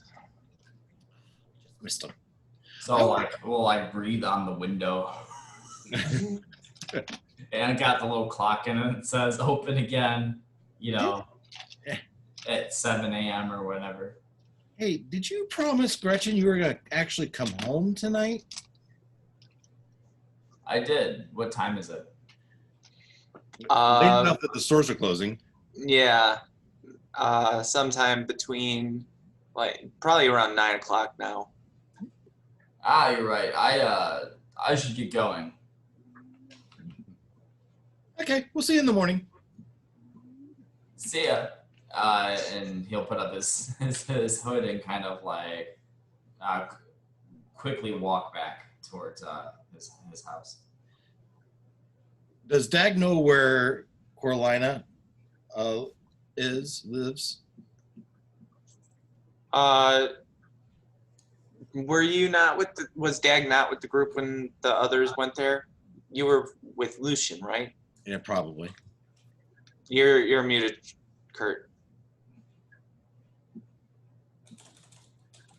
Was following Lucian at that point, but he was probably around when it was explained to us where she lived.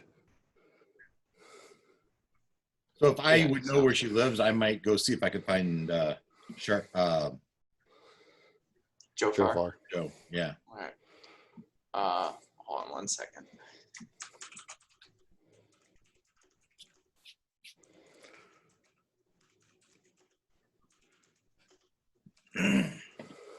So when you explain all this to Joe Farr, he would probably say that the general store sounds like a dead end because even though they sell flour, he's not going to be like carrying enough of it in his pockets to leave at crime scenes.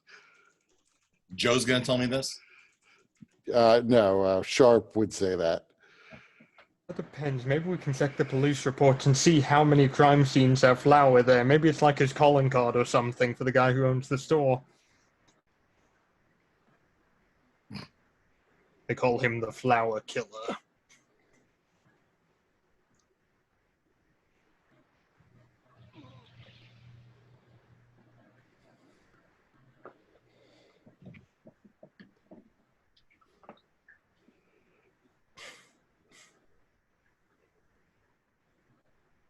All right. So, Joe Farr, we're gonna move this out into the open. So you see Coralina run out of the apartment, half dressed, tears running down her eyes, and she's just taking off running. Oh. And this is before Dag gets there. I'm gonna try to keep it. I'm not gonna go sprinting, running, but I'm gonna quicken my step. Quick walk. Try to jog and keep an eye on the door and keep looking back to see if anybody's following her. Like I'm on the other side of the street. Okay. Are you trying to be stealthy then? No. Okay.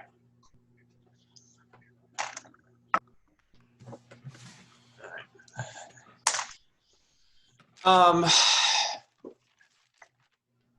so you see Corlina run to the watch, and you see her enter the watch station. Okay, then I stop and I go back. And how far is the watch from where she came out? Maybe close to a mile, maybe 3/4 of a mile. Hmm.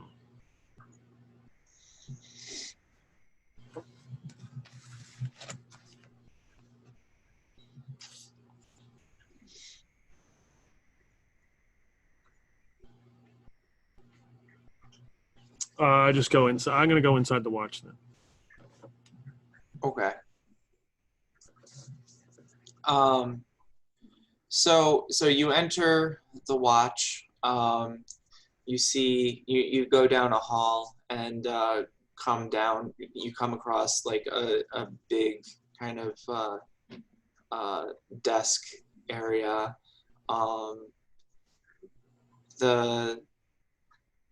Nobody's at the desk right now. You see somebody consoling Corlina and walking her into one of the offices. The office that says Sergeant Podunk, or Paduk, I mean.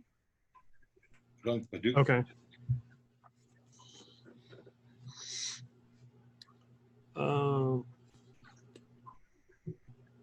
I say, is she all right? Everything okay? I saw her run in. I saw the whole thing. You were a witness? Yeah, witness. I need to make a statement. Okay. So the watch, the watch dude pulls out a pad of paper, and he says, "Okay, what's your statement?"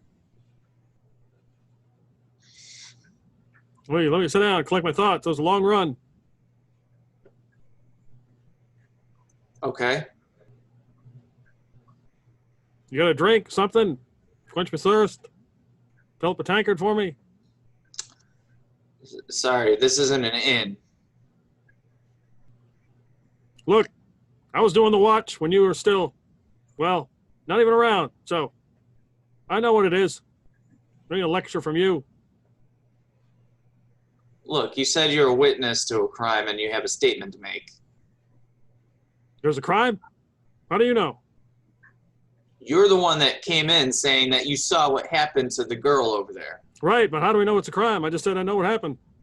Why are you jumping to conclusions already? Well, it's hard to jump to any conclusions when you haven't told me anything. Exactly. So maybe be quiet. Let me How give about you a you statement. spill then? All right, somebody went up in the room. Looked like something going on. Violence. Attack. Okay, where were you? Across the street. Just, read my book. Okay, so you're reading your book across the street Right. at 8:30 at night. There's lights. If you kids were more well-read, you'd understand. Playing around with your little stone games and stuff. So we're forged. And what is your name? Joe Farr. Okay. And what is your address, Joe Farr? Address. What's that have to do with anything? Because if we need to contact you for more details, we need to know how to reach you. I'll give him my mother's address. What are you doing up here shit, what's the name of this? It's not Hornbrook. Damn it. Hornburg. I have it somewhere. Where did it go? Ah, there.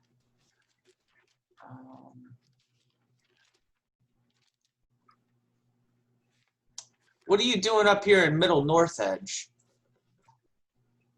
Can't go out for a stroll, walk around, got my day off. Not not from up there.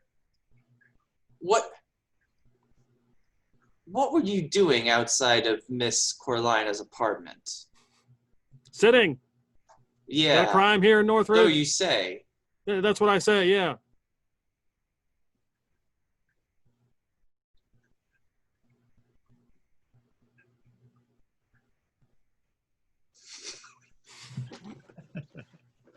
A long, awkward staring moment. So what are you doing up here in North Edge? Enjoying the sights. Walking around. Bought some dried insects. Got a problem with that? Actually, I do. What is a fella from Lower Dura doing in North Edge, Middle North Edge? Seeing how the better half lives.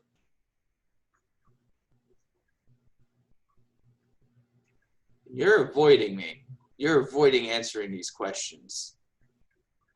That seems I just rather gave you a statement. suspicious. Aren't you going down there to the where she lives, do an investigation, see what's going on?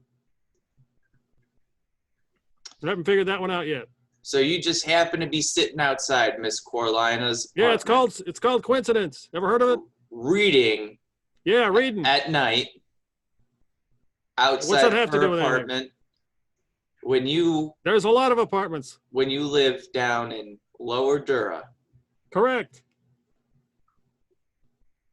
I live with my mother. Do you want to think I want to go back there? Stay out as long as I can. And what is it exactly you saw, Mr. Farr? And I saw two individuals look like they were engaged in some sort of act. It looked like violence. It could be violence. And the way she came out, it looked like violence. So here's what I'm gathering, Mr. Farr. You claim to have just been sitting outside of her apartment, just so happen to be reading, having no other reason for being here in Middle North Edge. So I'm starting to gather either you're some kind of peeping Tom or you're stalking Miss Corlina. Well, you're wrong on both accounts. That's okay. One day you'll get it right.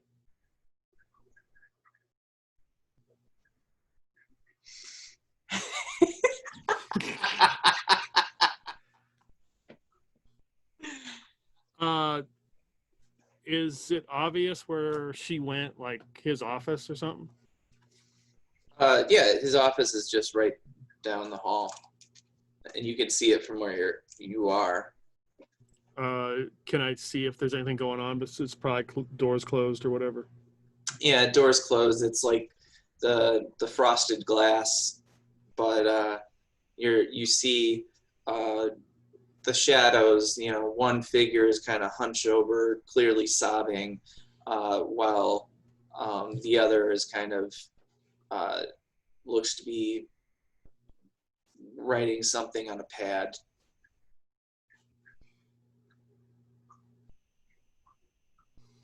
All right, so Mr. Farr, do you have anything else you want to share with us?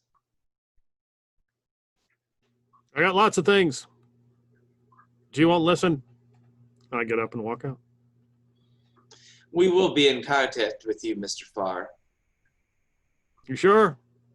I'm in lower door. You wouldn't want to go be seen down there, would you? Might need a reason. Oh, I believe we will have a reason.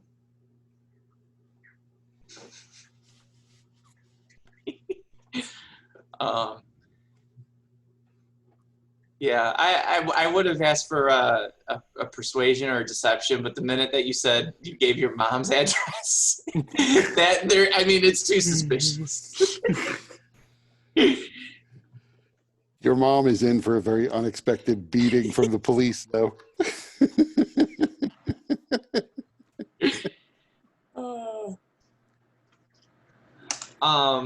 You guys mind if we take a 5-minute break? Sure. Oh, that's fine.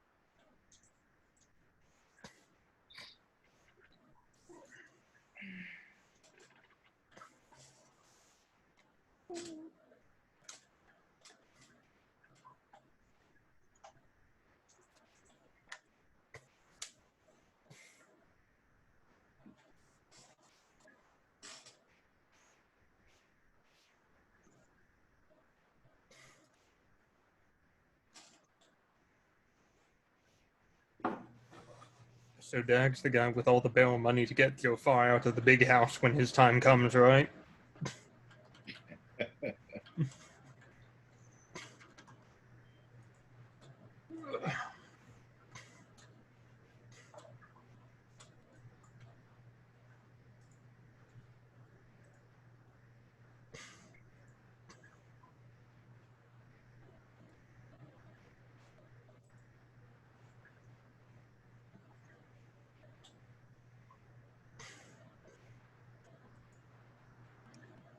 Yeah, he's a hooker. Really explained everything. Why is a poor person up here at night in the winter, hanging outside a building with a lot of people? With a book in his hands? My God. Yeah, pretending that he's reading a book. Then he's literate. Filthy poor. Filthy Um, peasant. By the way, Peter, as Jofar is making his way out, he hears the door open, and Sergeant Paduke comes out and says, "Bucky, O'Hare!" And then he basically gives him some keys and says to go and check out Corlina's apartment. Bucky is an orc. O'Hare is a Goliath.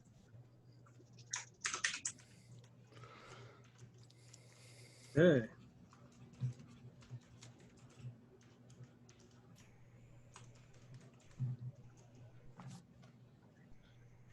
Very strange names for both. They may just be nicknames. Although what they could be based on is anyone's guess.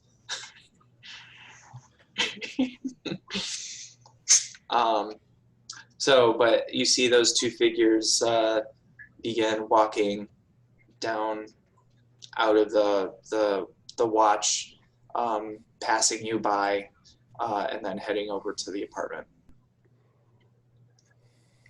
I just happen to be going the same way, and I will follow them.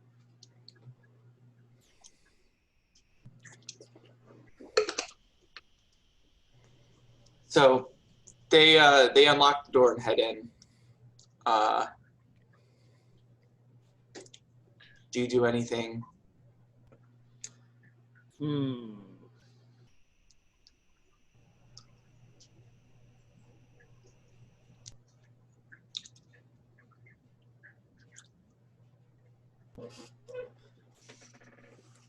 No, I just walk across the street, back to my spot, and watch.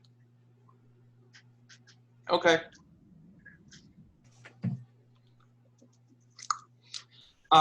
So they're in there for probably about an hour before leaving and heading back to the watch. Are they? So when they come out, are they carrying anything? Are they? No, not yet.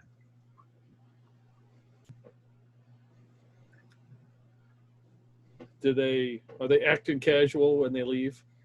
Like, are they running back or just like, oh, just? Give me an insight check. And it's that weird fuck again. Just act casual, act normal, man. It's good. That'd be fine, dude. But yeah, how's it going? Yeah, how about them Phillies? Am I right? Sure, they're running as fast as their public servant or sense of work ethic will carry them. Insight 18. Okay. These are both big, tough dudes, very brawny, but they are both looking a little shaken by what they saw. Probably weren't they seem to be kind of you're able to overhear a little bit about what they're talking about. They're like, yeah, there was blood everywhere. That's awful. What do you think could have happened? and then by then they get out of the range of your hearing.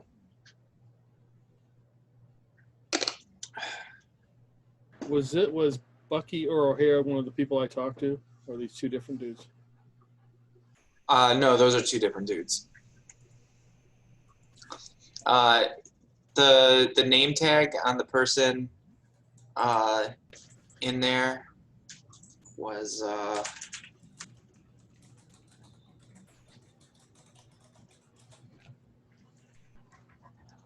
see, what's that?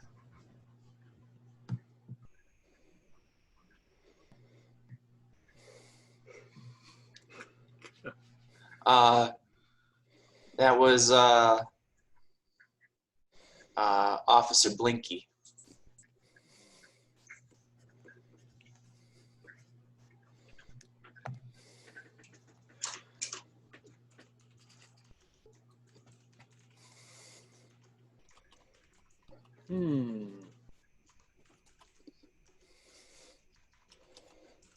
So I'm going to take a seat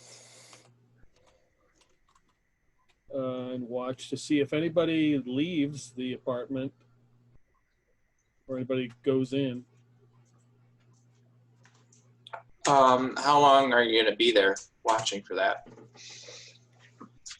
I'll probably sit another hour just to see if she comes back. Mhm.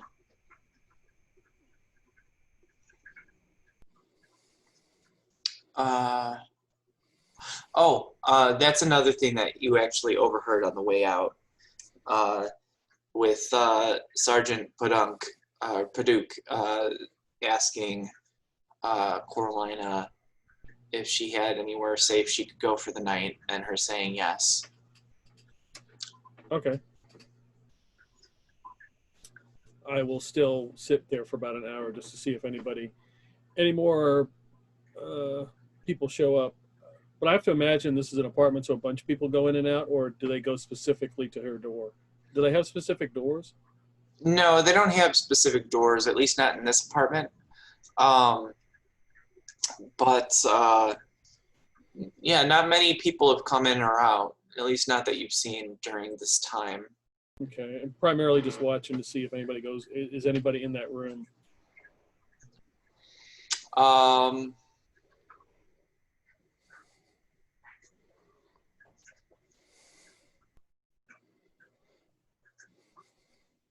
No.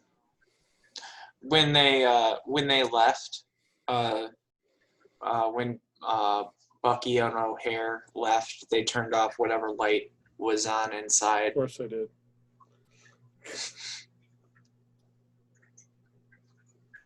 Douse the torches on your way out.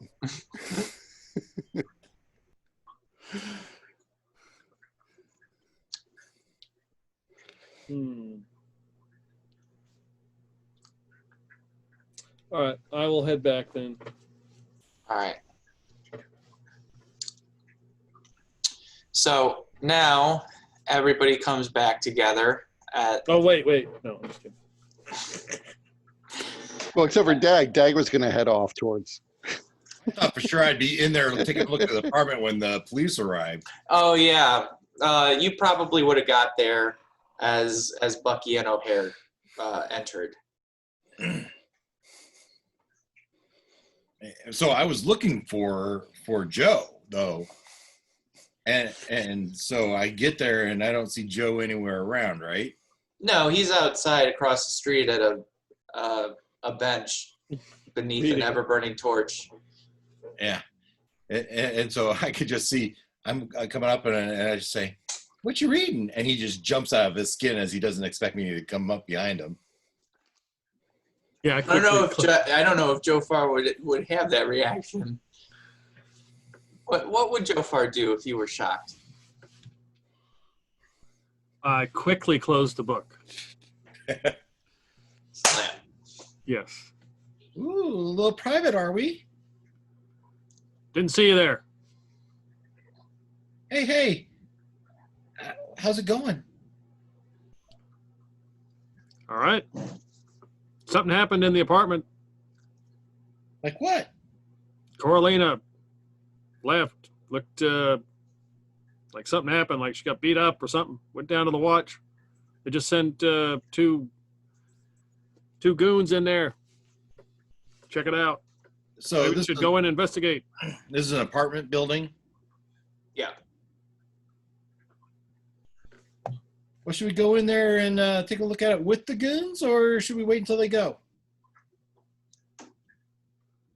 Yeah, probably wait till they leave. Okay. Sharp was thinking that maybe you should talk to the watch anyway, and let them know what we're doing. I was in there. They don't seem too friendly. Can't imagine anyone's not friendly with you, Joe. You'd be surprised.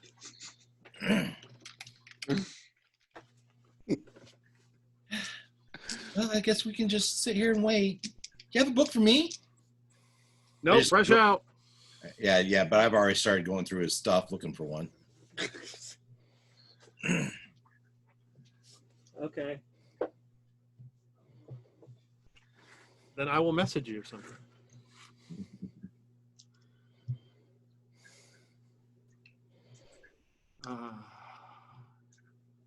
We're just killing time until the goons leave. Okay.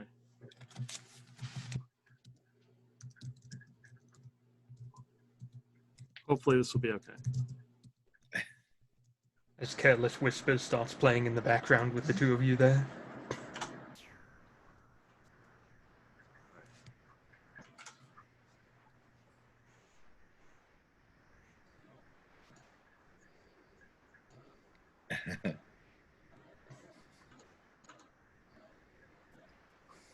Yeah, so I find some of these pamphlets, and I just start flipping through them. Yeah, I realize that you have. Where'd you get those? Oh well, I guess I had them. In your pouch. Oh, Silver Flame.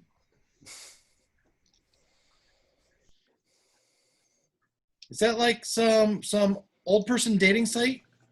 Flaming Silvers? no, Church Silver Flame. Oh yeah. Did you see anyone else before she started running out? No, but somebody did go up there. Just didn't catch her when they went in. Some big burly guy. Well, that's too bad. You think we'd see a footprint? Maybe. Unless those guys are in there to collect any evidence, and then we're screwed.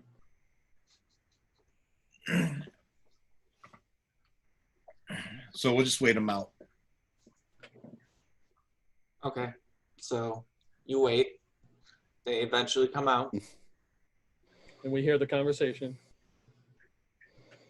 and they're not carrying anything. How did you miss that, Joe? Miss what? Well, apparently someone died in there. There's a lot of blood. Well, you can't really see blood from out here. Yeah, but you would have heard or saw something. Are there windows facing this side of the building? Mhm. Let's go check it out. So, is there any soft dirt or anything that would? And I don't see anything that would where we can find a footprint. Go to the door, and I'll put my gloves on and I'll kind of try it. Door's locked. Those silly guards, they always locking things up behind them. I unlock it. I'll roll if you need me to. You do need to roll. Dexterity.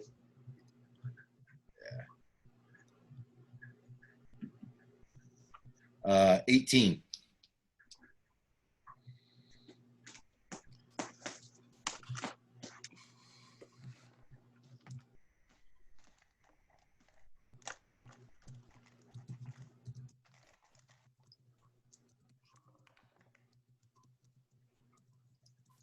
We established they don't have like a buzzer system to let people in. They have to come down to the door physically. Hopefully, they don't have like a silent alarm. Well, so you are able to unlock it. The problem, Dag, is you also break the lock and it's not able to lock now. Uh-oh.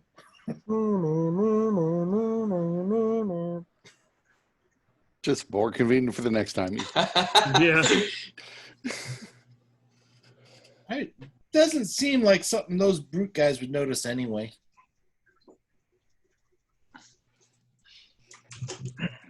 So we open the door and take a peek. We're just going to take a peek in. Let's take a look.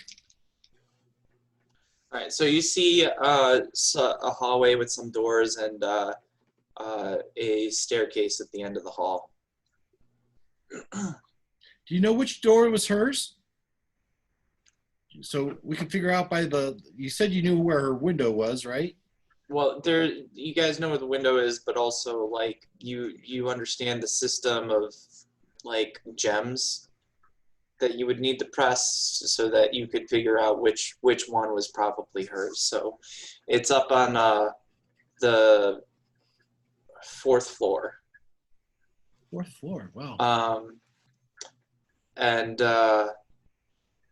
so you come to her apartment, which is also locked. Another check. Yeah. Mm-hmm.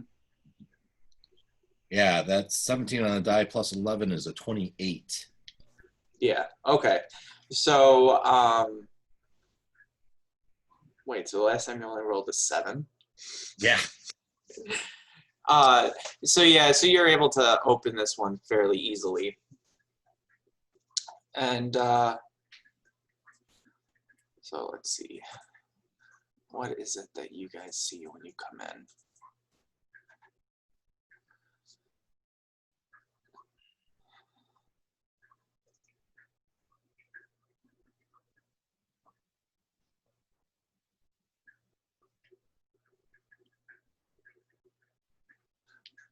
So you see that the apartment looks to be wrecked.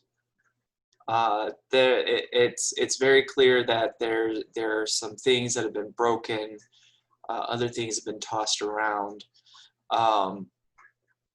But what you see is a very, very large man, not wearing a shirt. He's only wearing a pair of like house pants, and you know, not wearing anything on his feet, not wearing anything over his torso. He's lying on the ground. There's blood all around him, and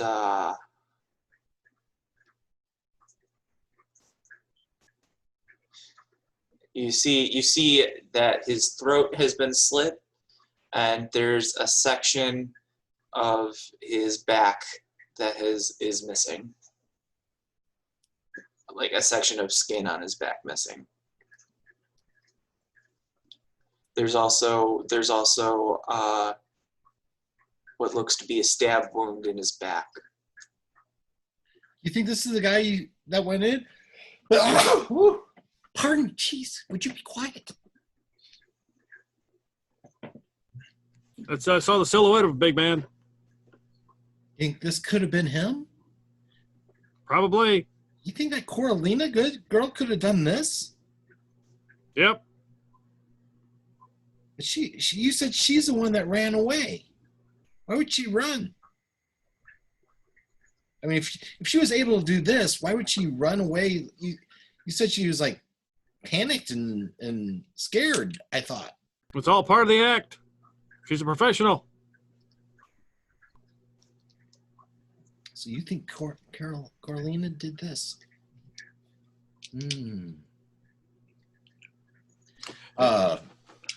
We look around for the murder weapon at all? Just Give me investigation checks.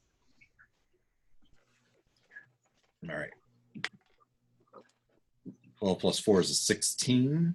21.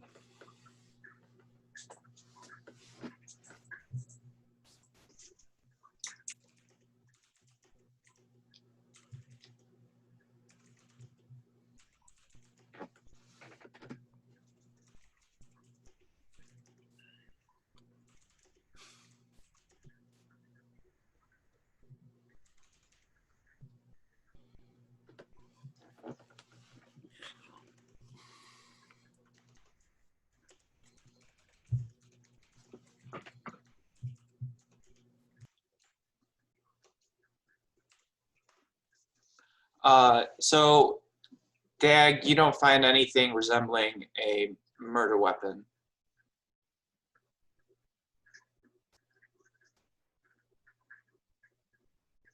All right, so I'm going to carefully collect. It's got to be here though. She wouldn't have carried it. I mean, if she did it, she wouldn't have taken the knife she did it with to the watch with her. You wouldn't think. No, could be a magical weapon. What? What kind of magical weapon? Like it can disappear or something?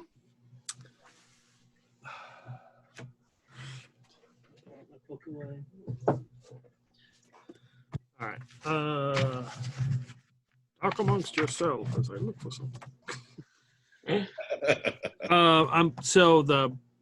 I see these long like hairs in that guy's hand. I'm gonna point them out to Dag. We gotta collect those.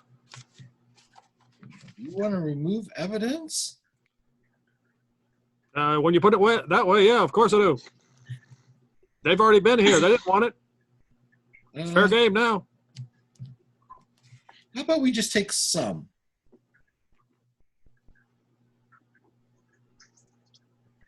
So Corlina, so we've seen her, right? We watched her dance, and it's of the same color. Was this Corlina's hair color? I don't know. Girls can change their hair sometimes, I guess, but No, that's not the color her hair was. I believe Corlina's hair is like hold on one second. Let me just double check.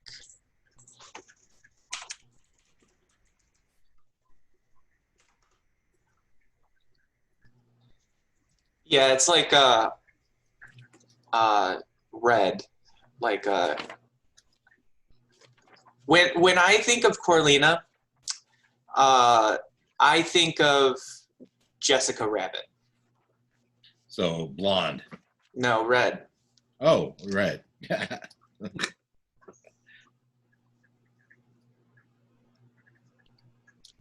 And this is obviously not red.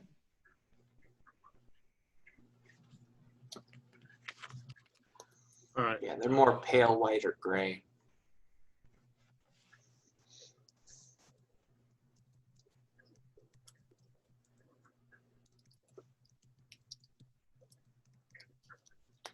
Well, okay.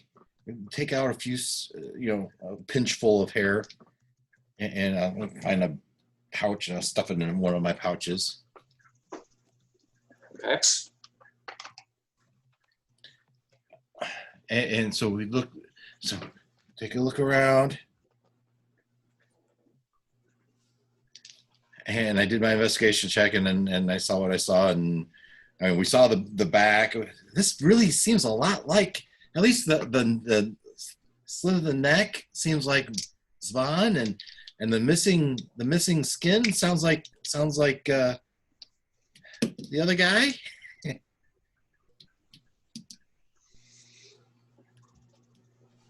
Well, Svans fell, as far as you would know. Both of those things were the other guy. Borgo. We did see his body, so Svan didn't have his throat slit also? He had a puncture wound to the neck that we just discovered. Oh, that's right. Yeah, all right. But Borgo had his throat slit. Yeah, they said it. Borgo had his throat slit. So I don't know, Joe. Should we go report back what we learned? Hold on.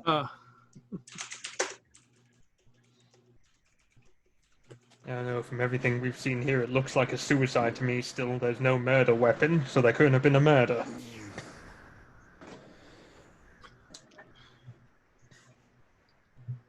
So Joe, hold on a second, Dag. Keep an eye out. I go and I find a chair to sit in. One preferably that doesn't have blood in it.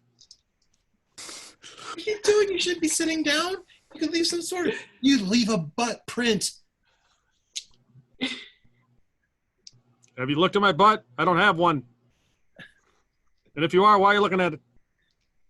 I'm so confused. Good. So I take out my Kings of Galifar book. And I spend about 10 minutes. And I begin to recite some words, mumbling under my breath. Well, Dag is getting very nervous for 10 minutes. What are you doing? And he'll probably go from the door to the window, keep checking both, and shouldn't be here. So once I finish that, I'll walk around the apartment. And I guess we're good. Does Dag, is there anything Dag takes, like some sort of item that's has nothing to do with anything?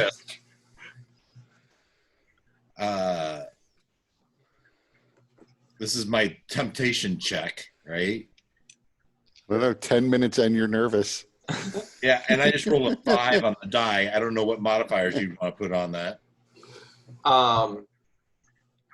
Is 5 closer to taking something or less likely to take something? I would say if this was a temptation check, I failed. Okay. So roll it again. Okay. This time it's an 8 on the die. Okay. So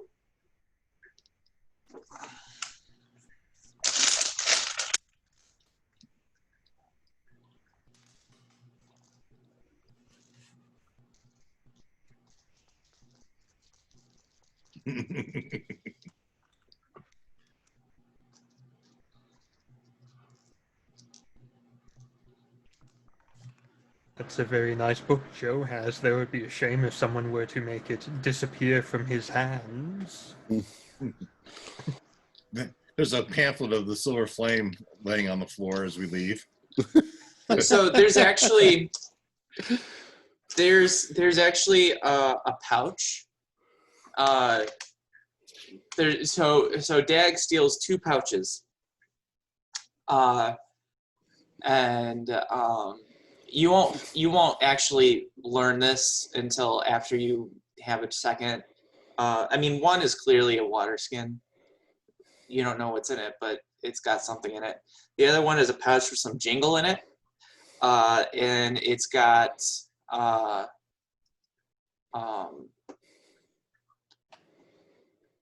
10 Galifar and a dragon in there. Okay. Dag probably doesn't even know he took it. He's nervous and he's just.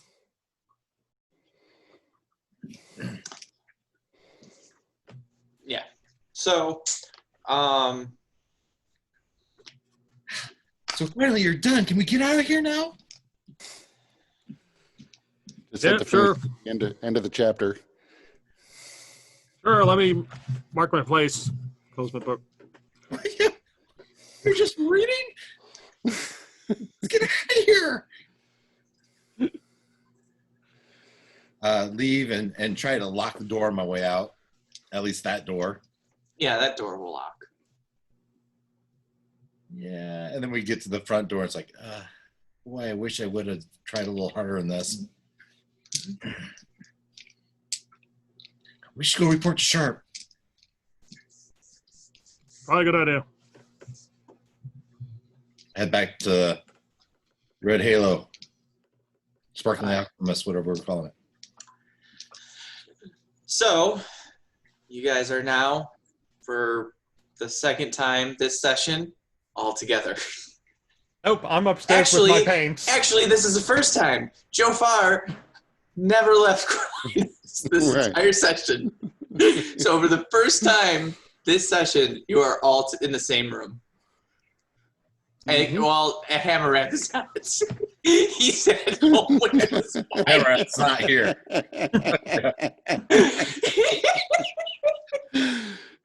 Should figure out what's happening with Hammerrath and his wife.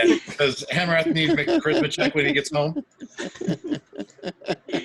Where have you been? Yeah, Hammereth is back home, so no. We are not all here, thank you very much. All right. The So ghost with the party makes more sense when you're doing a dungeon. So yeah, I mean, splitting the party in this sense makes sense. So, so now Sharp and Solana, you see Dag and Jofar walk in the door. How long have we been here waiting for them, more or less? Oh, it's probably about 11 at night now.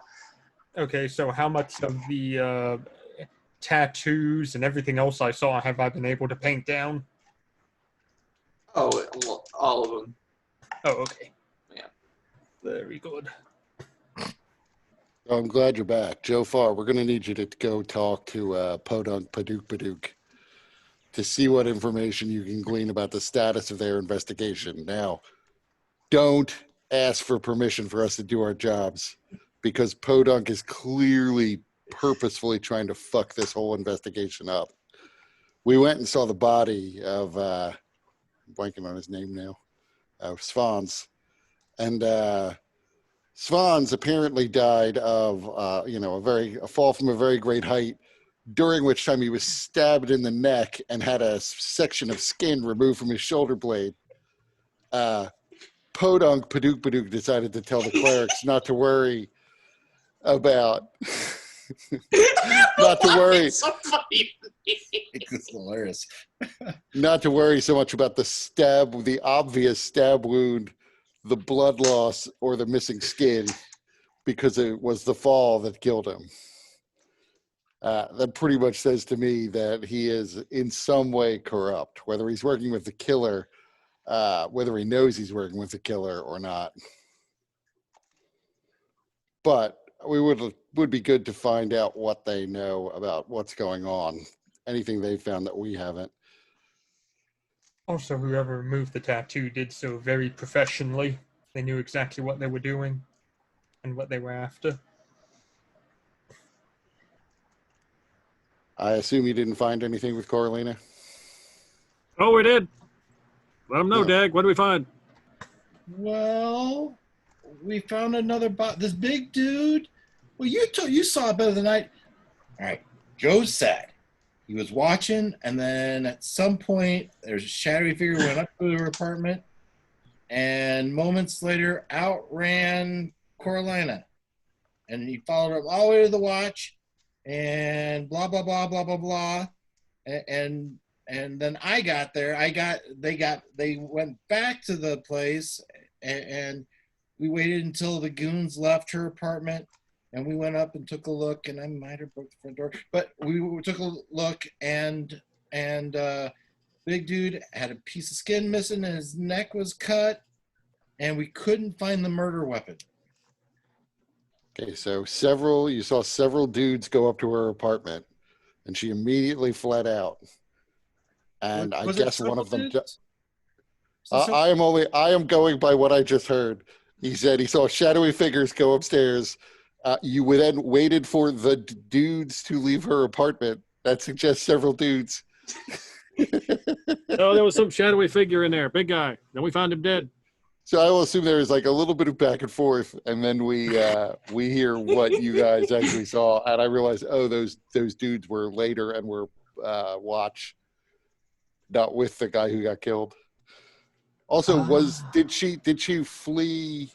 Did she flee like right after the guy went up? I had thought there was like a separation in time between he went up and you're eating your bugs and reading your book, and then later she comes running out. Yeah, he was up there for a couple hours. After a couple hours.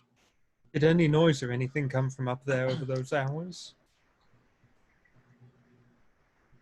Not that you guys heard. No. It was too far away. Even if there was a commotion in there, you wouldn't necessarily have heard it from across the street. And 4 stories up. Yeah. You still imagine. I mean, I guess if the guy had his throat slit, maybe he didn't have time to even let out a yell. Did you find any more flour? Did you look for a flour? Well, we looked around. We did an investigation check, and I did the whole thing, just like the book says. I went around and Show him the hair we found. oh yeah, pouch. Joe had me collect this piece of hair that was in the dude's hand.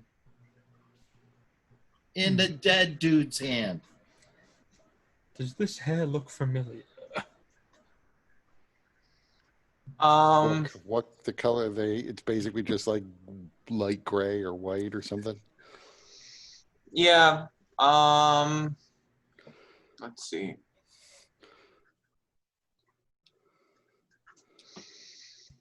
If you guys are proficient, you can do history or nature check.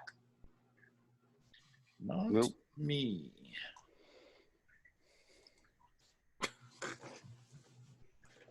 We're gonna have to go find your buddy at the university. Or if you guys want, those of you not proficient, if you want to spend an action point, you can roll an intelligence check. Okay, I'll spend an action point.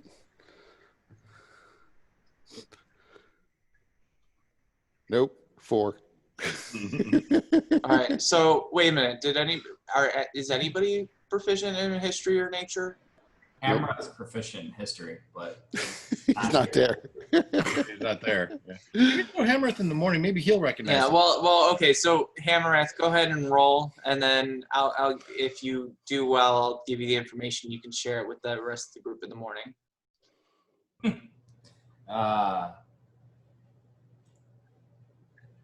That's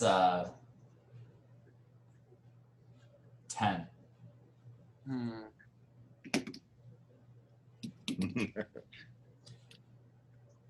Unless I can apply stone cunning to that hair, and then it would be what, 13. Kind of a gray like a stone. Keep in mind, guys, I don't think we're going to be going very much longer tonight. So if you wanted to use your action points, Yeah, I'm gonna use my action point roll. So what color is Lucian's hair? It's mostly brown with a couple of streaks of gray or white. Peter, what did you get for Joe? Oh, natural 1. Ooh, No, you didn't. No, you didn't. Reroll. Lucky feat. My lucky is one person once per day can reroll a natural 1. Oh, is really? it? Yep. Wait a minute. Is it anyone? Not the lucky feat. It's the characteristic of The halfling, I believe. yeah. Well, I know that that's for the halfling, but is it Yeah. for other characters as well? Yeah, let me read it. Let me find it. Because I do think that I adjusted the halfling for something like that, but I Oh, can't well, remember. I don't know that I have your definition here. Let's see. Let's look at halflings. What Oh, kind of halfling are you? Short one. It doesn't really matter. It doesn't affect this particular, or at least normally it doesn't affect it. There we go. Are you a Light- Lightfoot? Lightfoot halfling, yes. Okay, so once per short or long rest, you can give an ally that ability. Yeah. So Jofar, you can Nice. go ahead. I'm an ally. I like it. Natural 20. Well, there you go. All right, so both you and Hammereth would get this, but It would happen one day. all right, I'm gonna send it to you privately, Jofar, and then you can express it however you like. No, Joe, really look at it.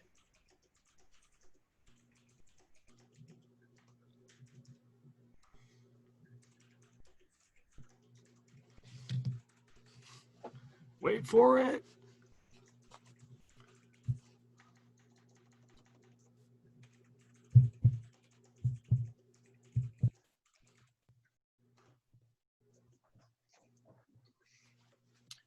It's one of those ladies from your Silver Flame Club, right? What? I don't think it's anybody from the book club. It's obviously hair from a changeling in their natural form. What? I beg your Well, pardon. That's interesting. I mean, that then means it really could be, if a changeling's the killer, really anyone could be the killer. Oh, don't Even look the at me people- that way. I've just been gone for a while, okay? Suspiciously Oh. long period of time you've been gone, though. What's And our now you safe come word? back. What's our safe words? We all have our safe words, right? I believe No. mine was kumquat. I don't remember. Sassafras. Well, it's not going to do us any good to exchange safe words now. Any one of us could be the changeling. What's your safe word? We never had safe words before this moment. Oh, wait. Oh, yeah, we did that at the orphanage. Never mind. What were you kids doing at the orphanage that you required safe words? You never know. What kind of orphanage are they running over there?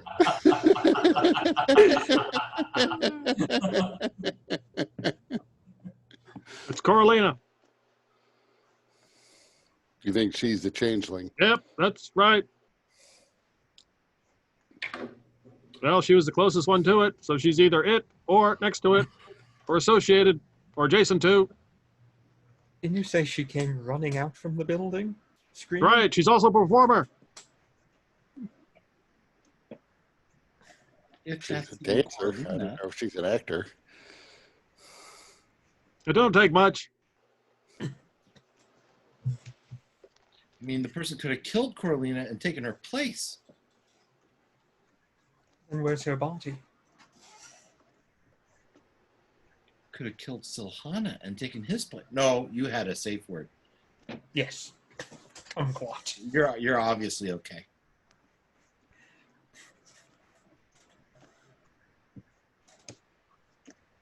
The fact is, the changeling could have killed any one of us.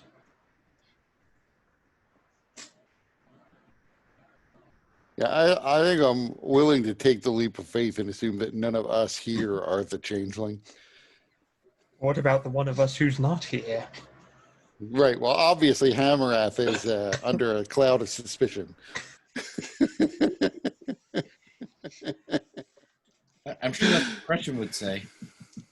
And if you notice, he's not giving any defensive statements at the moment either.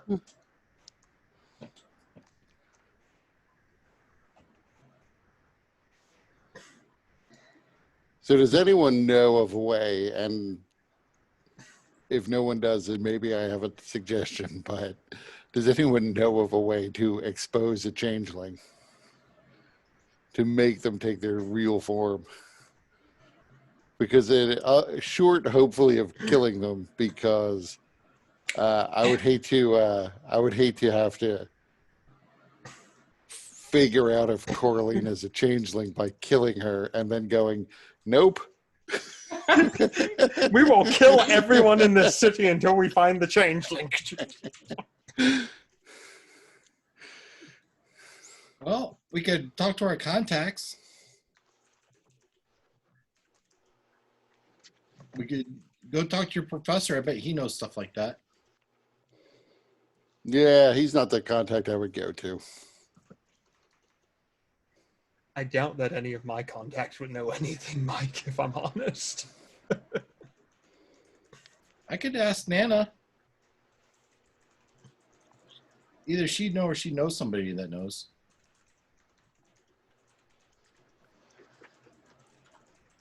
Because we're going to have to, if a changeling is actually committing these murders, we still don't know why. And we're going to have to be able to convince even a corrupt podunk Padook that Coralina is a changeling and did this. And my guess is, and this was a guess that I had thinking it through earlier, that she could be the killer. She's now got him wrapped around her little finger because she was an attractive woman, or at least taken the form of an attractive woman. when your name is Podunk Padook Padook, you're probably not getting a lot of attractive women throwing themselves at you. And so he's been throwing the investigation, at least of Svan's, off. Just letting everyone assume it was a suicide. Couldn't he just be? And by the way, we pretty much confirmed there is no investigation into Svan's. He killed himself. Case closed. So couldn't he just be incompetent? He'd have to be really incompetent to decide that a stab wound to the neck on somebody who was falling through the air makes sense. Yeah, but it's easier to sweep a suicide under the bridge, so to say, than have to explain a murder, and then you have to find the culprit. Well, like I said, we can always send Joe in to feel him out, cop to cop. I don't think he's going to be too receptive. Well, I mean, like I said, cop to cop, like he'll respect you as a former compatriot. There's probably a good chance I've already been in there. They know who I am. I mean, I'm sure. How does that? Did you say something to them? I gave a witness statement to Officer Okay. Blinky. Okay. She was in there talking to Badookadook, or Captain PP, or whatever you want to call him. Okay. And so why would he not react well to your asking questions? I don't know. I We'll mean, find you out. you don't even have to talk about Swans. You could talk about Drummer and say, you're just checking in to see if there is an ongoing investigation into the death of Drummer. Or you can go in and,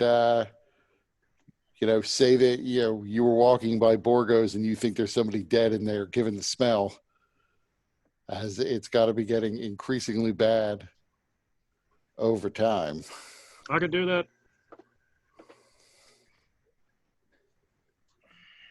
But preferably after I've had a little bit of rest.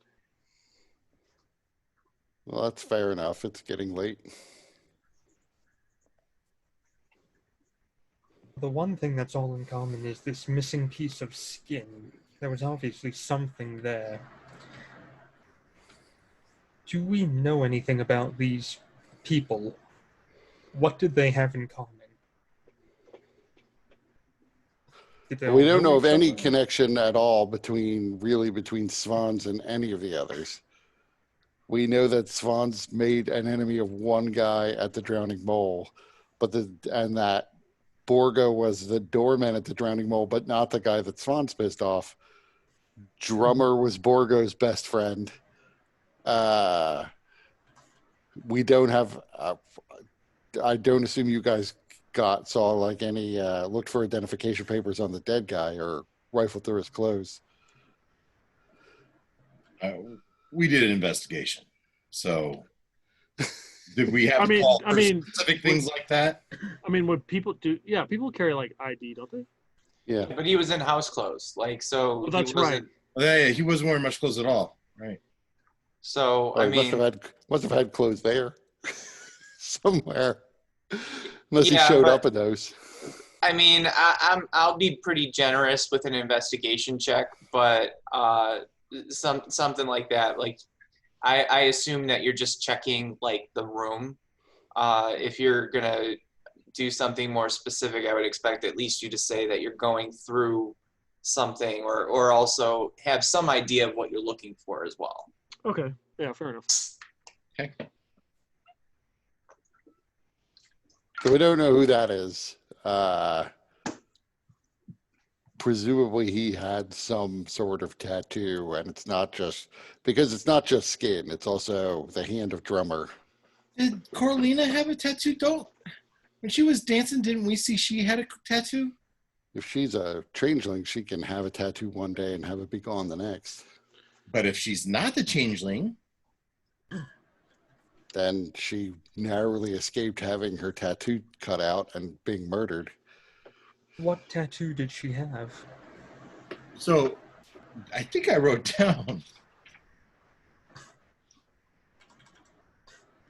Dancer Coralina, tattoo on shoulder. Tramp stamp. Okay. Okay, tramp stamp on the shoulder. I was specifically not looking at Coralina, so I would not know what her tattoo. So you guys did see the tattoo, although because she was dancing and moving and, you know, she didn't necessarily get very close to you, you didn't see exactly what it was. And when she was running, crying out of the building,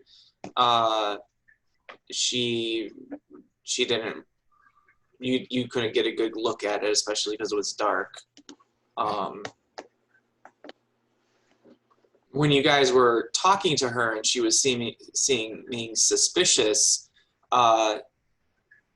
if you guys Might have been covered. if you guys recall that interaction, like if you think back on it, now realizing that she was like seemed to be hiding and avoiding something, you also would have seen that she was purposely like holding herself where she was like kind of preventing people from seeing that tattoo.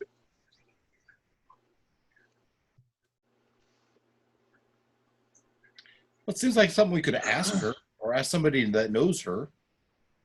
I mean, if she wanted our help, she probably could have asked for it last time. But yeah, we could.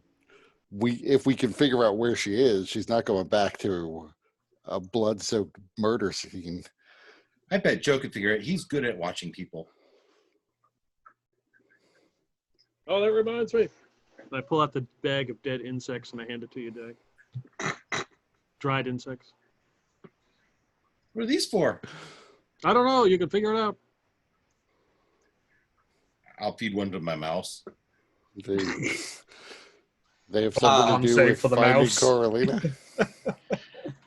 The mouse takes a bite, nibbling it experimentally, and then like kind of squeaks and runs back into your pouch.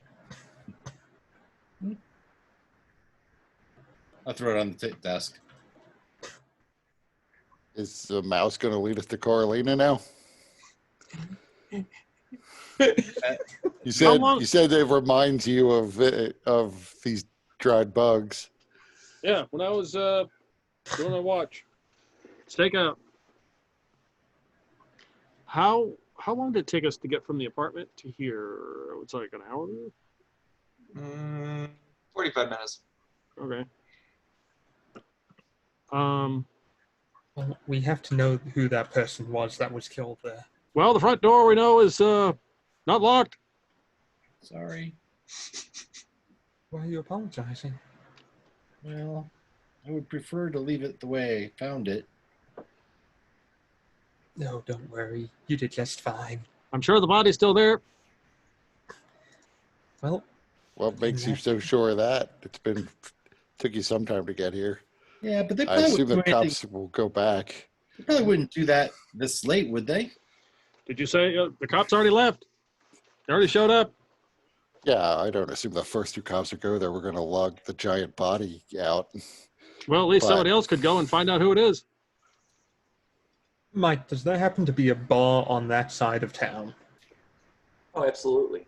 Absolutely. Well, I think I might go out for a bit of a drink on that side of town. 11 o'clock. It's as good a time as any for a drink. I've been working all day.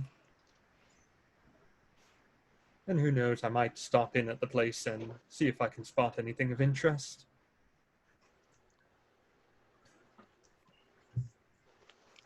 Dag, you should probably go with him.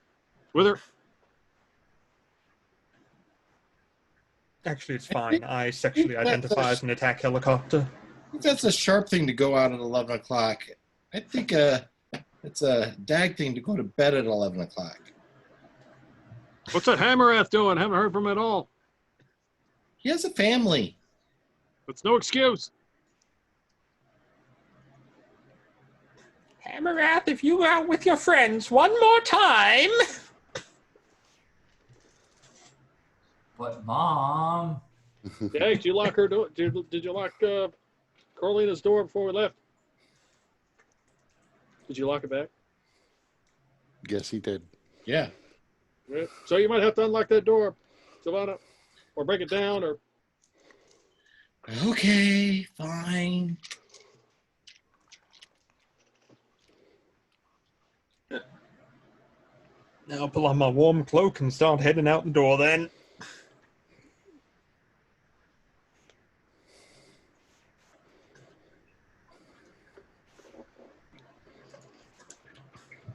Okay, so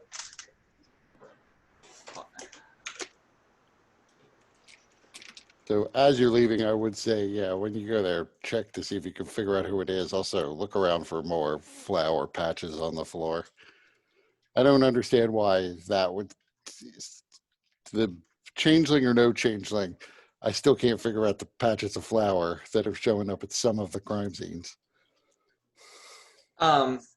by the way, so Solana, the bar is, and this is thanks to the story dice, the Fluffy Ghoul, owned and operated by Coral Dawn Palm.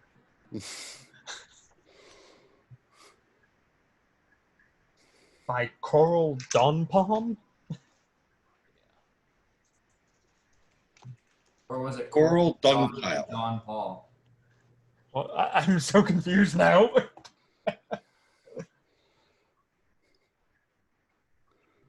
Don Palm. All right. Okay.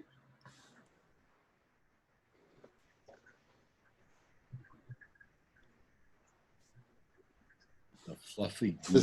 This game is getting more and more confusing. There's two Gretchens, Coralina and a Coral Dawn Palm.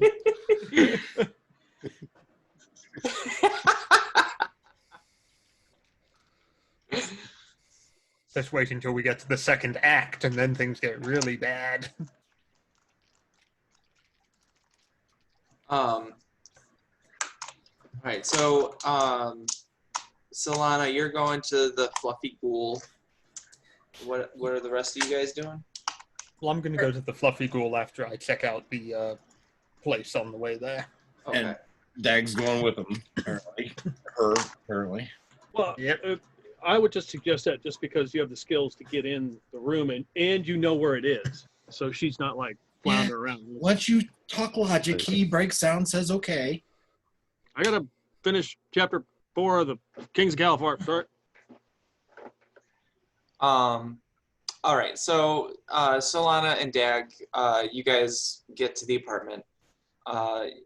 It doesn't seem like anybody has been in or out, or there's been much that's changed.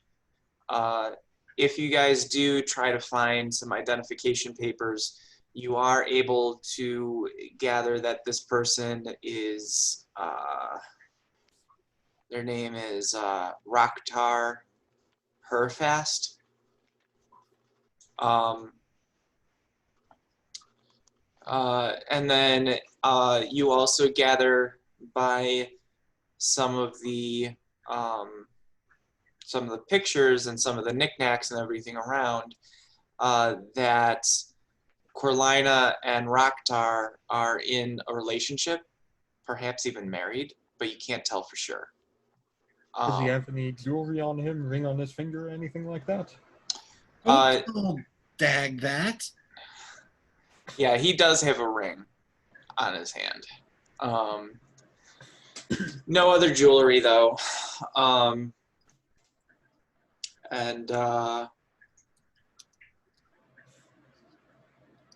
yeah, you're able to gather that much information.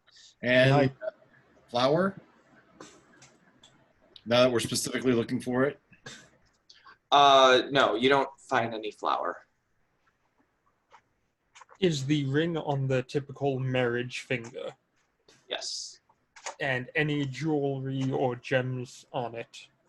No, it seems to be just a metal Gold band.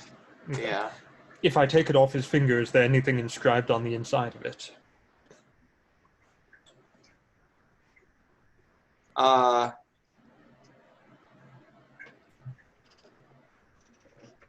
Yes. Corlina's heart.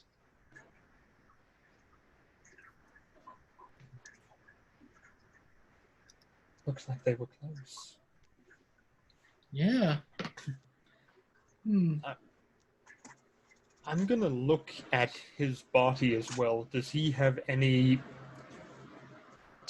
other tattoos on it? No, but he has he has a number of scars across his body.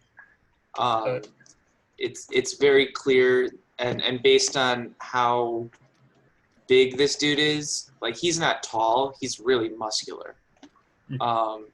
So you would guess that he was some kind of warrior. Perhaps he was a soldier that fought in the last war, or perhaps he's a gladiator similar to you are, Solana, or maybe, you know, all of those things. Whatever he does or whatever he did certainly put him in harm's way quite often, but he was able to, I mean, whatever he was doing, he was able to get himself healed, or you know, was able to get his wounds addressed. So you can tell from some of the. Solana, give me a medicine check. The magical medicine to 22 total. Okay. So you would be able to gather that some of these wounds, based on the way that they're scarred, healed naturally. But there are other wounds that the scars are much less prominent, much more faded, which indicates magical healing. Since magical healing, you're much less likely to develop scars, or the scar tissue is minimized. And examining the stab wound in the back, you can tell that it is very similar, if not identical, to the stab wound in Svan's neck.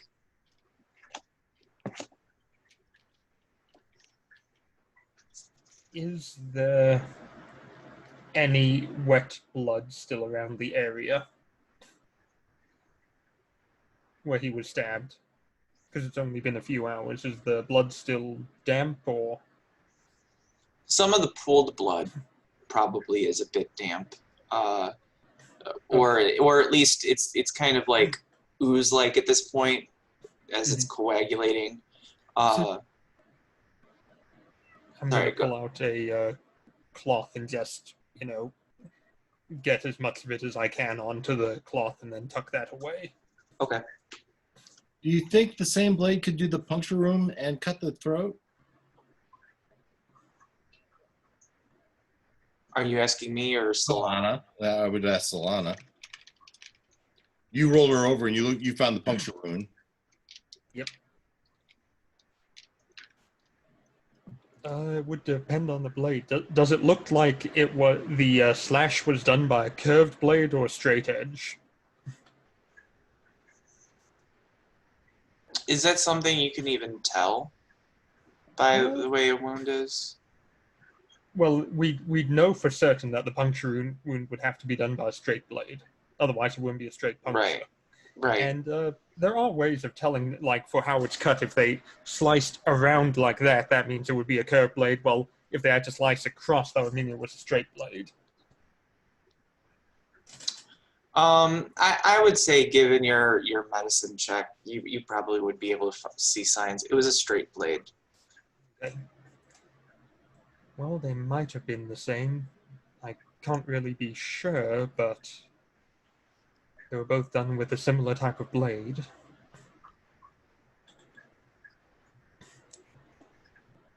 And does it look like the tattoo was removed expertly again, or hurriedly, because that she was running out for Lina? Based on your medicine check, it was expertly removed, but it was done in a way, the way that the cuts are, you can tell that it was slow and meant to be as painful as possible. So he may have still been alive as it was being cut. I think Corlina might have been paralyzed while all this was going on.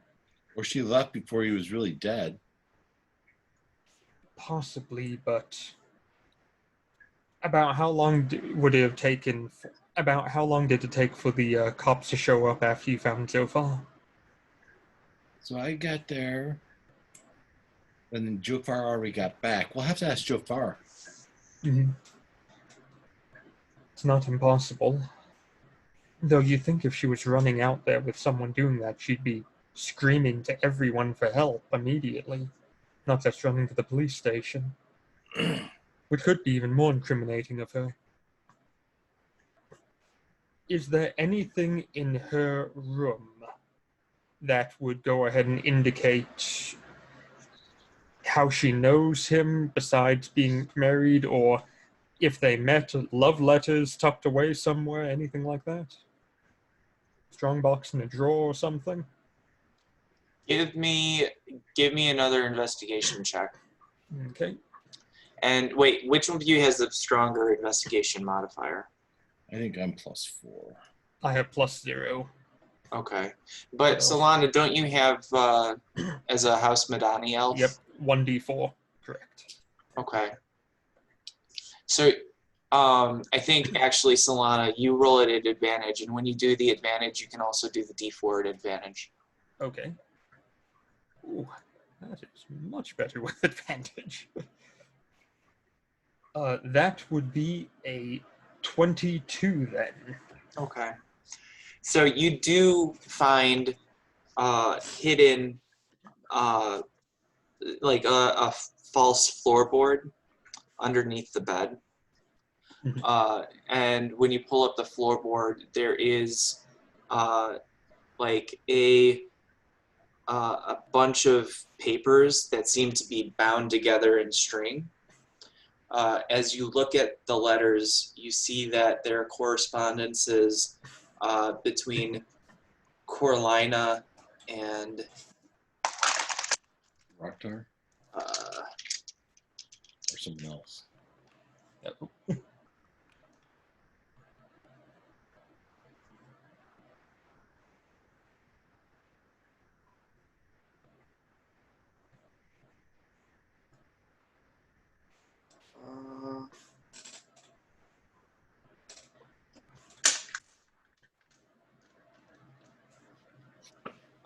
Mycon Pain Dragon.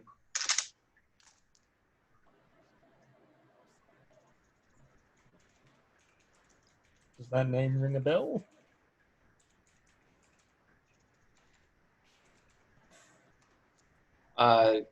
No, it doesn't. But as you read the correspondences, it's pretty clear that this person is also romantically involved with Corlina, and maybe that she's having an affair with this person. Mm-hmm. Well, Dag, I dare say this woman seems to certainly get around. Well, she's a performer. She does get around. Nothing to be too worried about there, but can we find an address for these letters where they were going? Was she in the process of writing one, or any envelopes or anything like that? Yeah, there is an address on there, and it's a place not too far. It's let's see. It's within North Edge, but it's on the other side of North Edge. In the shoot, what is it?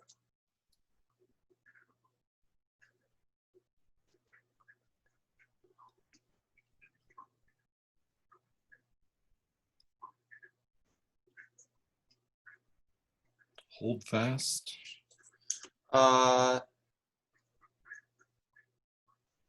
It's actually I take it back. It's an upper north edge.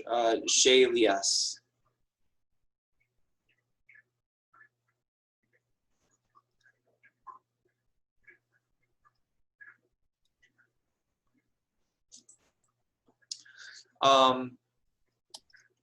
So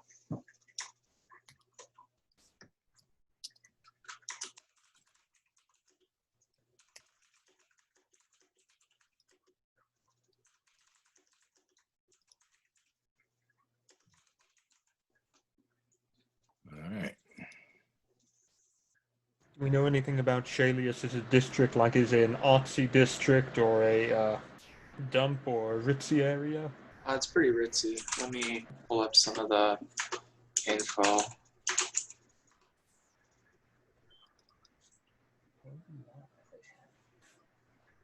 This is all getting very interesting. Though, when she... Wait.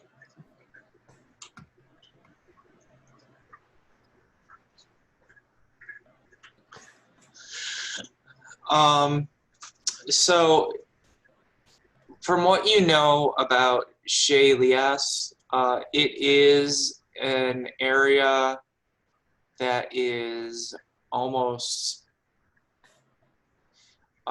entirely populated by elves, and not just elves, but Arenali elves. Arenal is the continent where elves come from, or is considered their homeland. So they're that's kind of like the ancestral elves. Something that you've also noticed about Coralina is when she was dancing, she did have her face painted in a way that indicates her as being a traditional Arenali elf. That's very interesting then.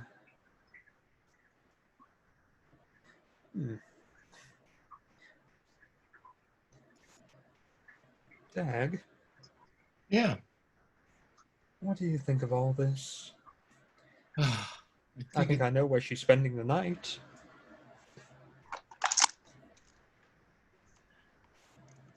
think it's midnight and my brain doesn't work so good this late. That's understandable. Though I am a bit worried right now. About what? If there's a killer on the loose who's going after some marking, perhaps she'll be the next target, or perhaps this Mycon pain dragon will be. Well, maybe we should go put eyes on her at the watch. Well, I think it would be good to go ahead and put eyes on her with Sharp and the rest of them first. Do you think we have that much time? I think we have very little choice in the matter. The watch has seemed to be rather worthless in pretty much everything so far. All of the investigation we've done here has been very much less than intensive. We're trying not to destroy the place. If the cops really cared, they'd flip the place upside down looking for every bit of evidence they could. I guess that's my concern. If they're that incompetent, is she really safe with the watch? I don't think she's going to be with the watch. I think she's going to go with this Mycon person instead. Yeah, I don't want to go there tonight. Yes, let's be careful as we head back. And let's head back to the others. Let me think real fast if there's anything else I'd like to investigate in this house while I'm here. While you're thinking of that, I'm going to go use the bathroom quick. Okay.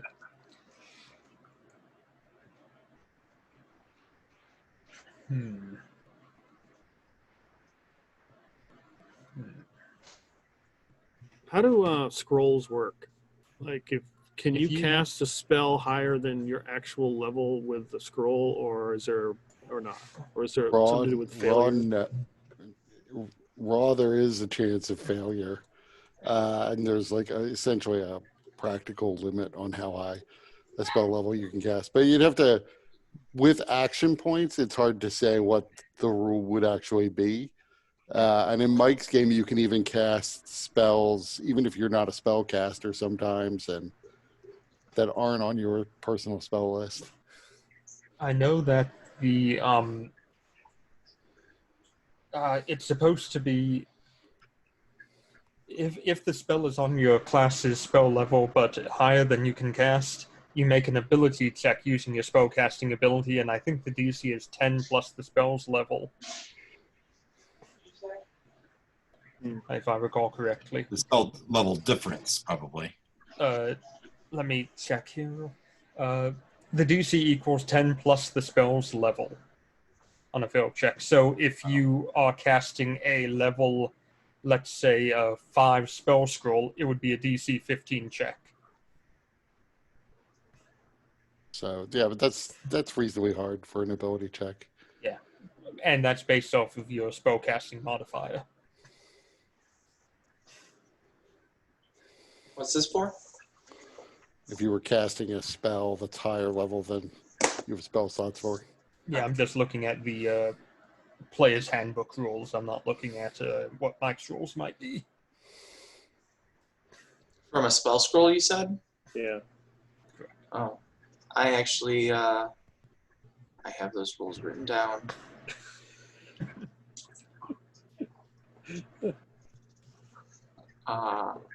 They're under my magic items, under scrolls.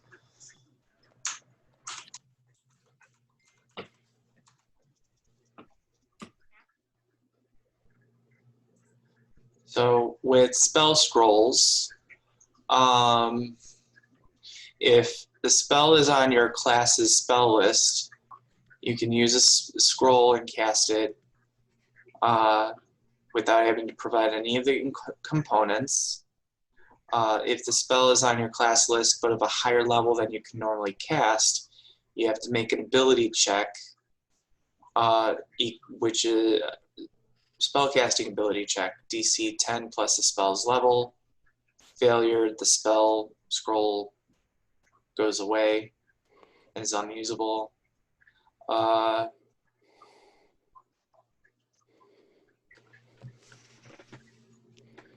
There should, wait a minute, that's not right. There's other.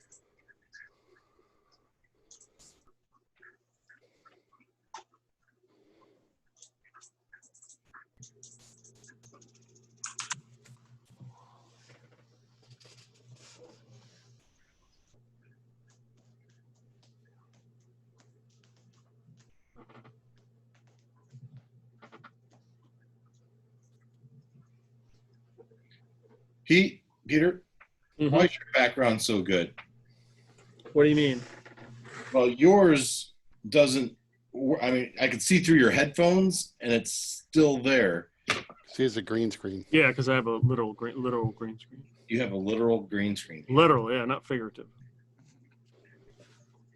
Yes. I think I know I have these rules written down somewhere, but essentially there's a way to, you don't have to have it on your spell list to cast, but it increases the difficulty of being able to cast it. I just have to find them. Why, do you have a spell scroll? No, I'm just thinking. Oh. Okay. I was trying to figure out a way to determine if there was a way to determine if a person is a changeling. Mm-hmm. And there's a specific spell that will allow you to do that, but it's way above any of our abilities. Well, let's see. Maybe that's a visit to Mr. Wizard.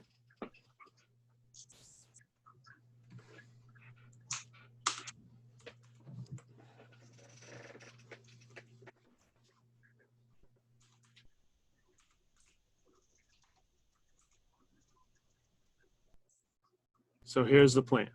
We go into the Church of the Silver Flame. we're going to be dressed up as rat catchers. And then we're going to send 2 people. You need to get close to their spell scrolls.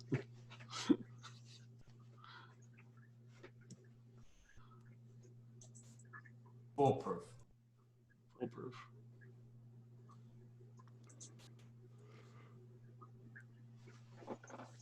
Well, it's also been said that that spell scrolls of, much higher than 3rd level are incredibly rare and hard to find and expensive if you do find them. So I'm not sure that we'll, stumble across a true seeing spell scroll Yeah. in like a vending machine.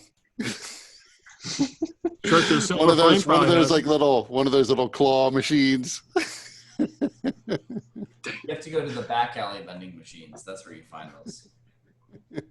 Mike, please tell me that your version of Eberron has spell scroll vending machines. Maybe in Skyfall or Skyway. I think I know where we must go.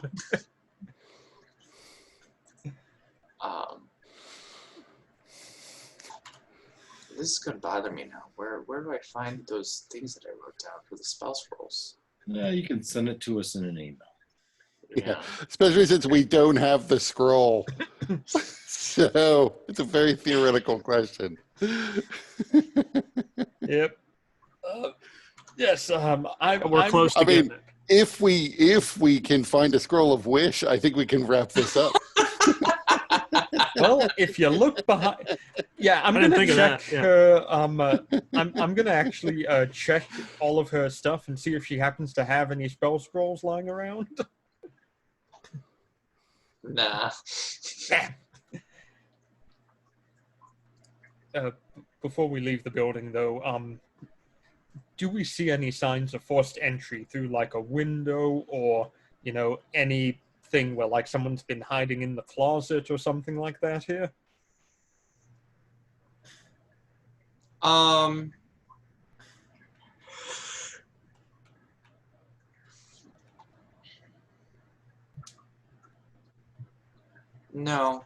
No sign of forced entry. Though you notice that one of the windows is open, but it doesn't seem to have been forced open. We're on the 4th floor. Not that they couldn't climb. That's actually an interesting thing. I'm gonna look out the window and look down. Does it look easily climbable? No. No? Perhaps with magic they could, and then they'd also have to be invisible to do it as well. I bet we could climb it if we really wanted to. I'm Sharp could certain fly that we now. could if we tried. The only reason Sharp couldn't fly was he lost all of his spellcasting capability for the past 7 or 8 sessions. I don't remember when I actually lost. But now it's returned to you. Right. Yay!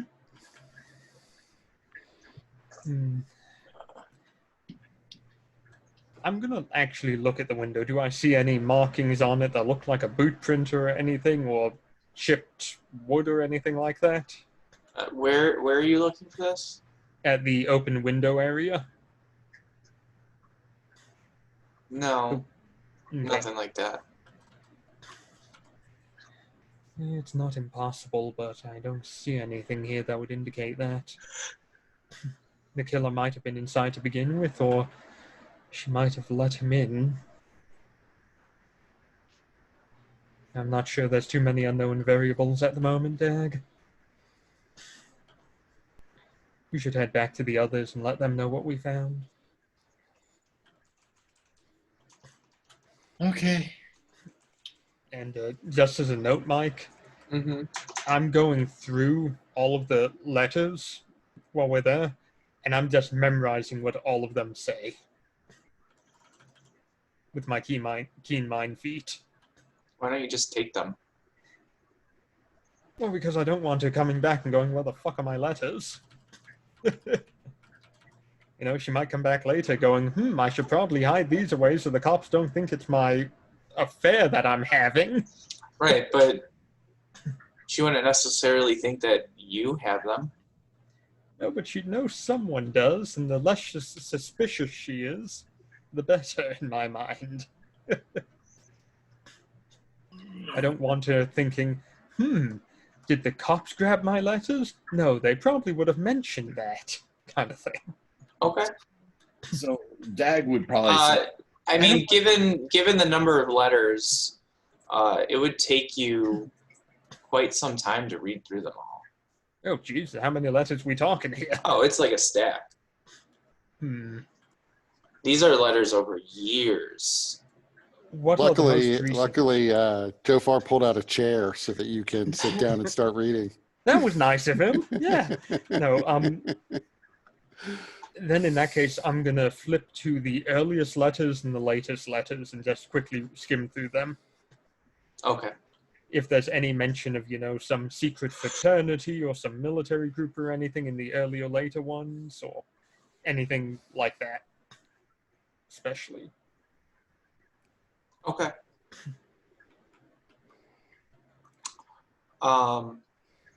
I will send you an email between sessions about Okay. that. And let me send myself an email so I remember to send you the email.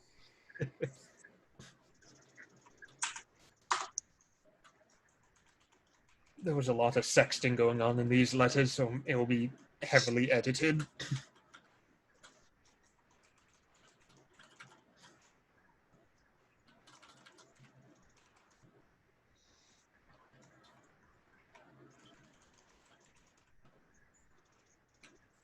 Okay.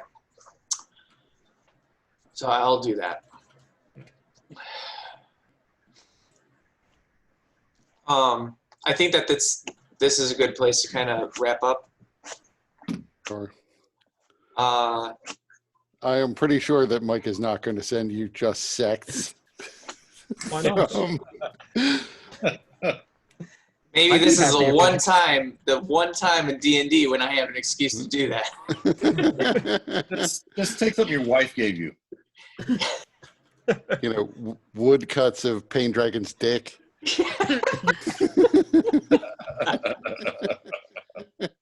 Well, he is called Bad Dragon. Does that mean I'll get a Bad Dragon dildo? Pain Dragon. Pain Dragon, yeah, there we are. Oh my god, is he the owner of Pain Dragon dildos? Here in Oberon? What'd you I guys recognize his name from that. think? Maybe it's some other pain dragon though. Oh, damn. So what did you guys think of the session tonight? I liked it when the entire group came together. No.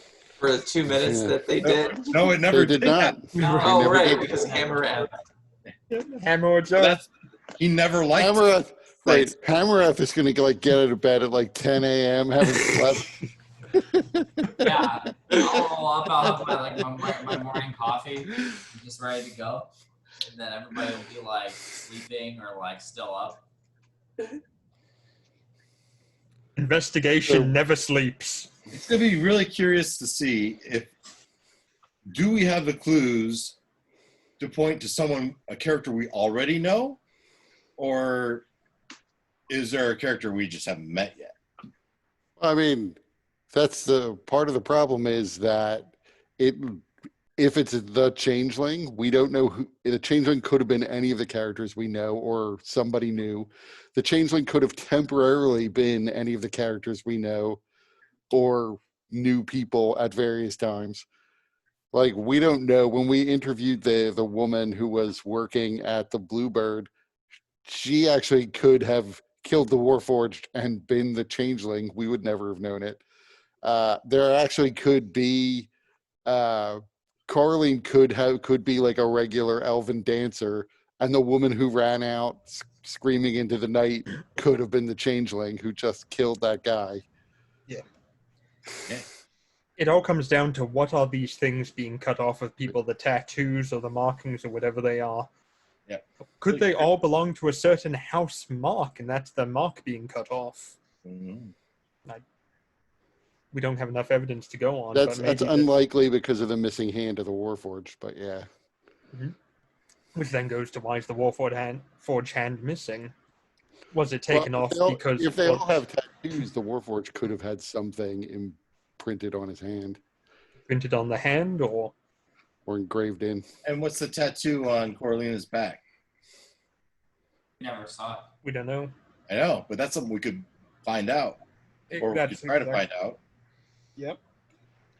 That's what I'd like to do. And now that we know where her dildo supplier lives, we should be able to, Yeah, so maybe this stake is out the place. this was an exciting session for me because now it's the first time that you guys have information that you could potentially anticipate the next step.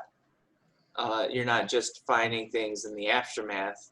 You now have something to work with to move forward and try to preempt or actually have something that you can actionably use. I got 2 pages of notes from the interviews and everything we did. It's a lot to work with. And who knows, maybe the dildo supplier's letters would have more information in there I can use in the future. Yeah, so there's also going to be some useful information in some of those letters. I'll do some rolls behind the curtain to kind of determine how much information you find, especially since you're skimming through the first ones and last ones. But yeah.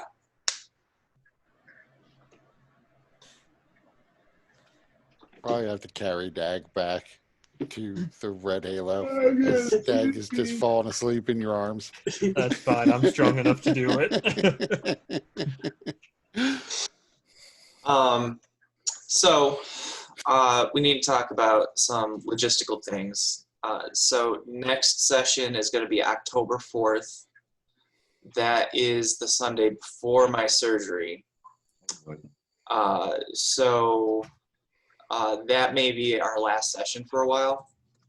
It's going to really depend kind of on how well my recovery goes, how long I'll be comfortable kind of sitting in this position, and whether or not I can manage that for periods of time that allow me to play, whether or not I can arrange my computer setup so that I can potentially play from the couch. So those are all things that will kind of determine when we're able to meet next after the 4th. Are you comfortable Better. with what you're doing? Huh? What's your surgery? Oh, I'm getting hip replacement surgery. So we better wrap this up next session then, because we're not going to remember all these details. what are you guys thinking about all the details, all the twists and turns, and all the things that It's going to be really cool when they come together. Yeah. Yeah, I'm I a bit think it's confused still, good. but that's because I missed so much. I'm still catching up. If you watch the videos, you probably have them better than us. I'm just glad I staked out her apartment. It's always good to stay outside of a woman's apartment looking through the window.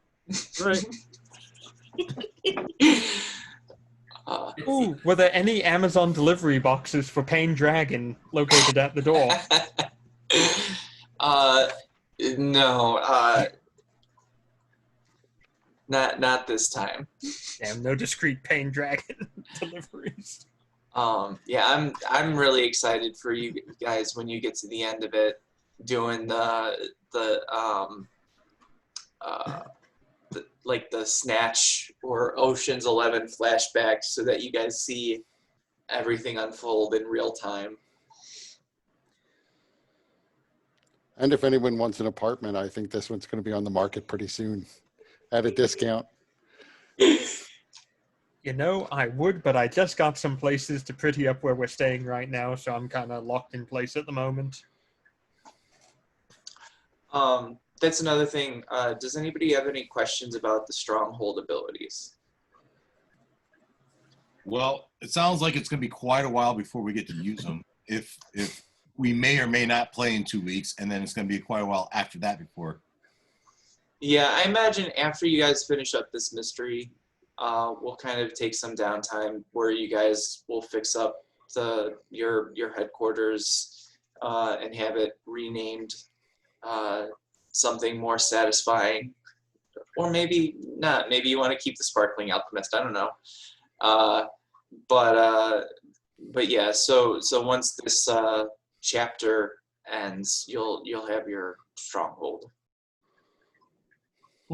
No, we might need it soon if Paduk goes ahead and decides to, who was that sharp guy? What does his mother mean he's up here now?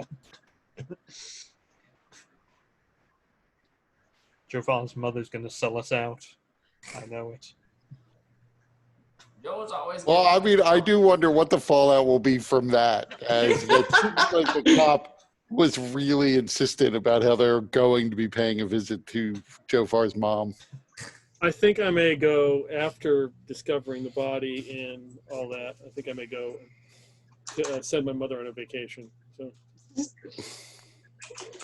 Mom, you deserve some time away. I was a little surprised that the cops didn't come back while you were in there. I was waiting for that. Like, one of you looks out the window and you see like an actual large number of cops come to collect the body. Yeah. Well, that would be great if they came with me and Dag there. We'd have just gone right out the window together. Had it been a different watch or a different area, probably. But this, not only is this watch kind of indifferent, but also Podunk Paduk.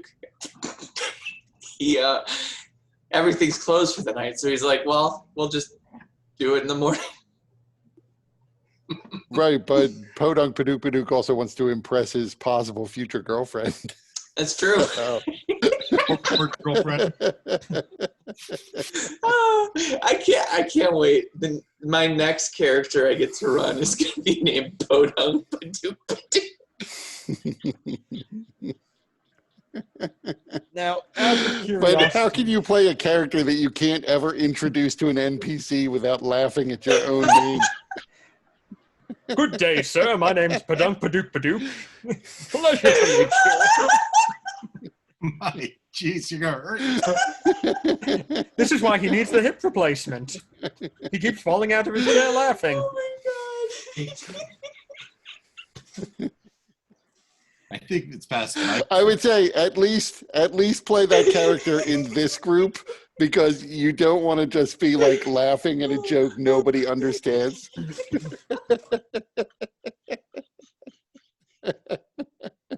Not too much laughing, Mike. Mike, you don't want to get a hernia as well. Oh man. Have Oh. a good night. I'll see you soon. All right. Take care, everyone. Later. all right, Hey. take it easy.